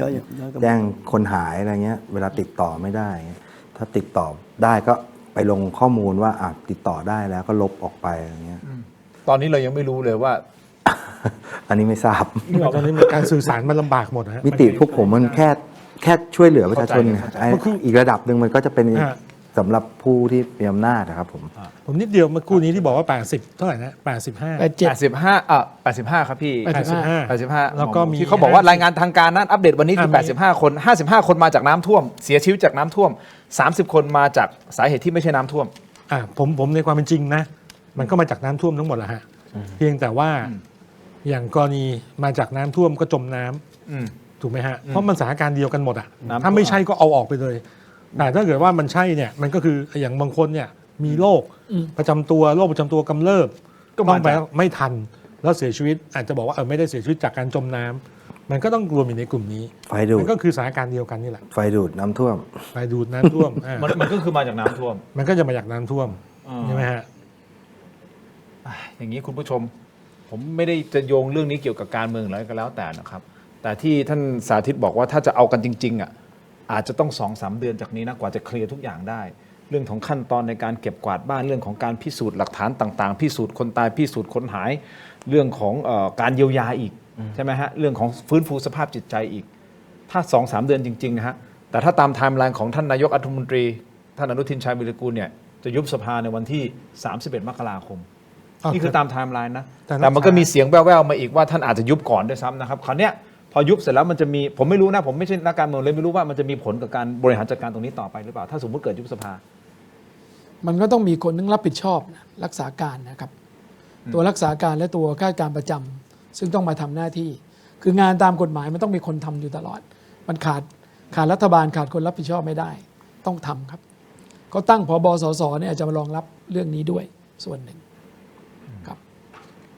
อย่างเงี้ยคุณผู้ชมพูดคุยกันมานานผมขออนุญาตนะฮะขอบคุณนะหมอหมูครับขออนุญาตนะครับพี่ดำครับพี่ต่อขออนุญาตนะครับพี่อันขอบคุณครับขอบคุณครับคุณผู้ชมครับพูดคุยกันมานานนะฮะขอขอบคุณเม็ดอมซิงค์พลัสผลิตภัณฑ์ไมบาซินจากเกรเตอร์ฟาร์มานะครับมี3สูตรที่มีคุณประโยชน์จากวิตามินหลากหลายชนิดครับเม็ดอมซิงค์พลัสวิตามินซีและโครคิวเทนกลิ่นองุ่นมะนาวเม็ดอมซิงค์พลัสลูทีนและบิวเบอรี่กลิ่นแบล็คเคอร์เรนต์เม็ดอมซิงค์พลัสเบต้ากลูแคนกลิ่นสตรอเบอรี่นะครับซิงค์มีส่วนช่วยในการทำหน้าที่ของระบบภูมิคุ้มกันกระบวนการต่อต้านอนุมูลอิสระถ้าเจ็บคอไอหรืออยากเสริมภูมิคุ้มกันนะครับเลือกไมบาซินจากเกรเตอร์ฟาร์มาหาซื้อได้ที่ร้านสะดวกซื้อซุปเปอร์มาร์เก็ตและร้านขายยาทั่วประเทศไมบาซินจากเกรเตอร์ฟาร์มาก้าวสู่60 ปีอย่างมั่นคงและยั่งยืนนะครับขอบคุณไมบาซินที่ยืนเคียงข้างถกไม่เถียงมาตลอดนะครับขอบคุณมากครับ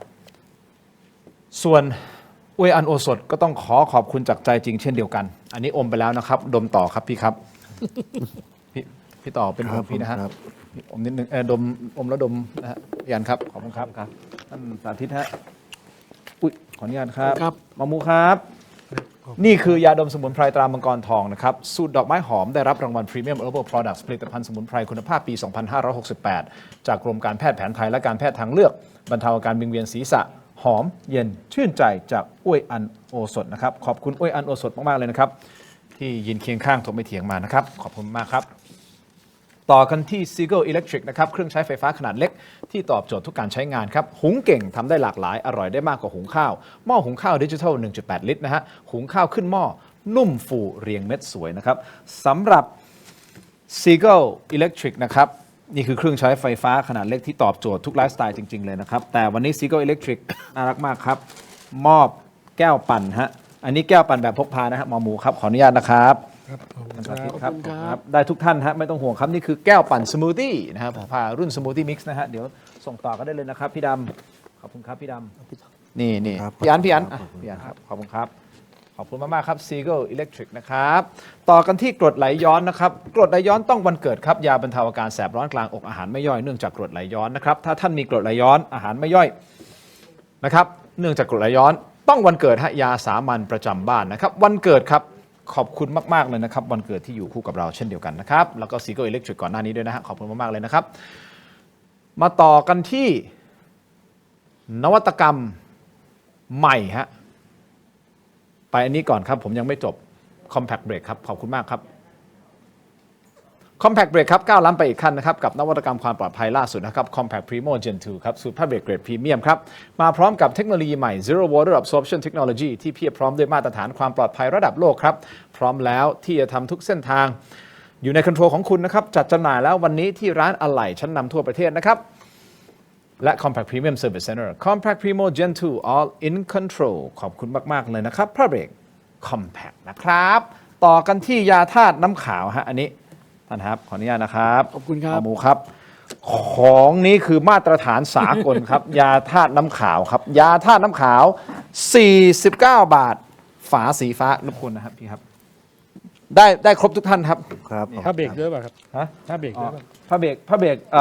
รบกวนอาจารย์ไปที่ร้านอะไหล่ยนต์ชั้นนำทั่วประเทศยาธาตุน้ำขาว49 บาทฝาสีฟ้าตราหารคู่นะครับมาตรฐานสากลหาซื้อง่ายตามร้านขายยาแผนปัจจุบันทั่วไปราคาเพียง49 บาทเข้าถึงง่ายครับจาก HK Pharmaceutical ครับยาธาตุน้ำขาว49 บาทฝาสีฟ้าตราหารคู่ขอบคุณมากๆนะครับ ต่อกันที่นวัตกรรมใหม่ครับ BrainTech Tri-Screen ครับจอเสริมสุดล้ำที่สามารถทำงานได้พร้อมกันถึง 4 หน้าจอในเวลาเดียวกันด้วยความคมชัดระดับ Full HD นะครับและการเชื่อมต่อที่ง่ายสุดๆเพียงเสียบสาย USB Type C ก็พร้อมใช้งานทันทีนะฮะน้ำหนักเบาด้วยพกพาสะดวกครับถ้าท่านสนใจนะฮะมี 2 ขนาดให้เลือกด้วยกันขนาด 14 นิ้วกับขนาด 16 นิ้วนะครับถ้าสนใจเข้าไปที่ Facebook Tero Digital นะครับอย่าพลาดตอนสั่งซื้อใส่โค้ด Let's Play AI Let's Play AI รับส่วนลดทันที 2,000 บาทนะครับหมอหมูอันนี้ไม่ได้แจกครับของ บอกก่อนนะฮะคุณผู้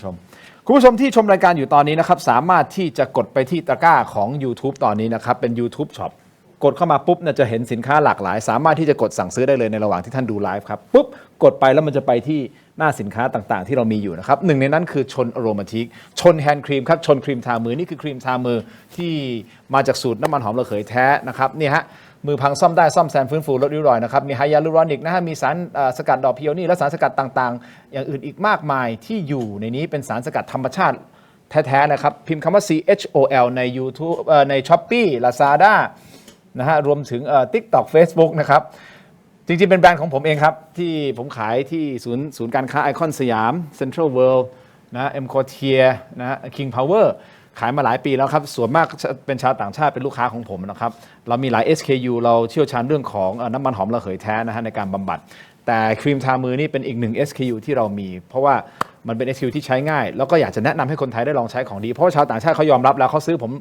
มี repeat order นะฮะแล้วขายมาหลายปีในไอคอนสยาม Central World นะครับก็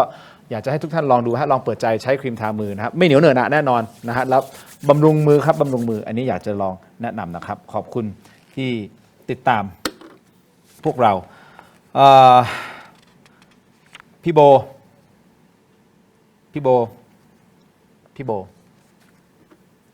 มีอะไรที่เราจะต้องอัปเดตอีกคืออย่างนี้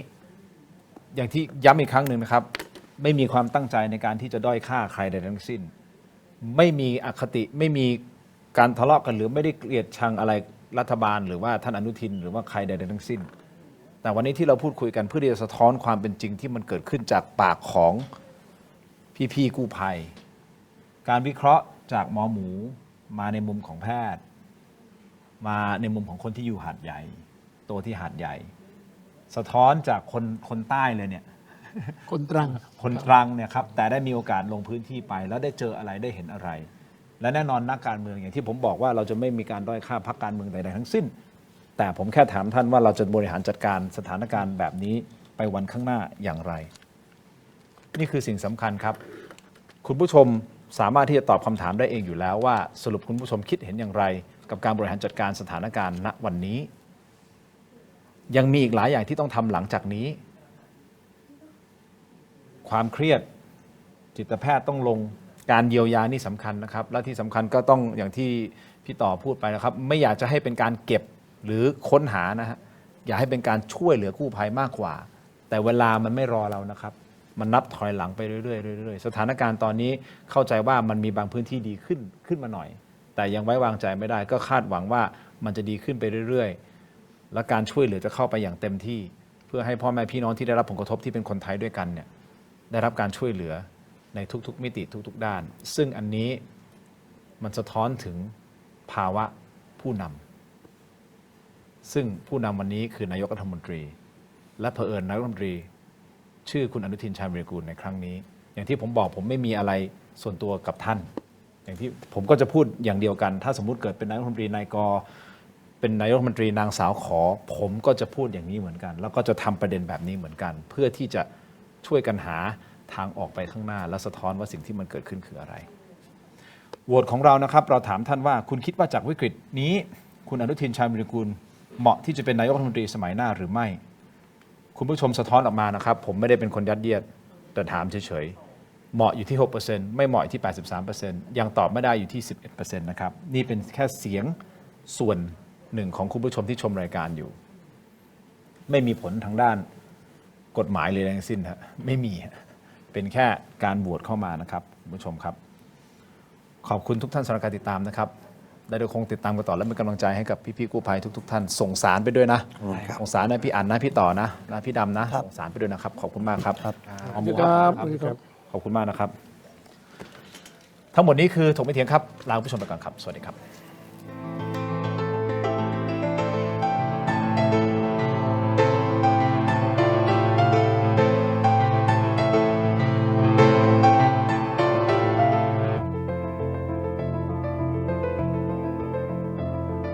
หากคุณไม่อยากพลาดถกไม่เถียงตอนเด็ดๆและไม่อยากพลาดเทคนิคความรู้แนวทางในการต่อสู้กับปัญหาที่สักวันหนึ่งอาจจะเกิดขึ้นกับคุณก็ได้นะครับอย่าลืมกดไลค์กดแชร์กด Subscribe กดกระดิ่งช่องเทโรดิจิทัลนะครับเป็นกำลังใจให้กับถกไม่เถียงด้วยครับมีคุณผู้ชมถามเข้ามามากมายนะครับว่าถกไม่เถียงมีวิธีการร้องทุกข์อย่างไรเรามีขั้นตอนง่ายๆดังต่อไปนี้ครับเริ่มต้นจากสแกน QR Code นี้เลยครับจากนั้นนะครับท่านก็เข้าสู่หน้า Inbox ของรายการถกไม่เถียงเพียงท่านกดคำว่าเริ่มต้นระบบอัตโนมัติจะส่งลิงก์ที่ทีมถกไม่เถียงสร้างขึ้นมาให้แก่ท่านนะครับรับรองว่าเป็นลิงก์ที่ปลอดภัยกดเข้าไปได้เลยครับเมื่อเข้าไปถึงหน้านี้นี่นะฮะแค่นี้นะครับท่านก็พิมพ์เรื่องราวร้องทุกข์มาได้เลยนะครับแต่ผมมีทริค3 ข้อสำหรับการร้องทุกข์เข้ามาในรายการถกไม่เถียงนะครับ 1. เขียนเรื่องราวร้องทุกข์ของท่านให้ละเอียดชัดเจนและสรุปโดยง่ายที่สุดนะครับข้อที่ 2 เขียนชื่อเบอร์โทรของท่านให้ครบถ้วนสมบูรณ์ที่สุดและข้อที่ 3 ถ้าท่านมีภาพคลิปวิดีโอกล้องวงจรปิดหรือหลักฐานต่างๆนะครับส่งเข้ามาที่ inbox ของเราได้เลยครับเพียงเท่านี้นะครับเรื่องราวร้องทุกข์ของท่านก็จะเข้าสู่ระบบหลังบ้านของถกไม่เถียงอย่างแน่นอนนะครับอย่าลืมนะครับเดือดร้อนไร้ที่พึ่งนึกถึงถกไม่เถียง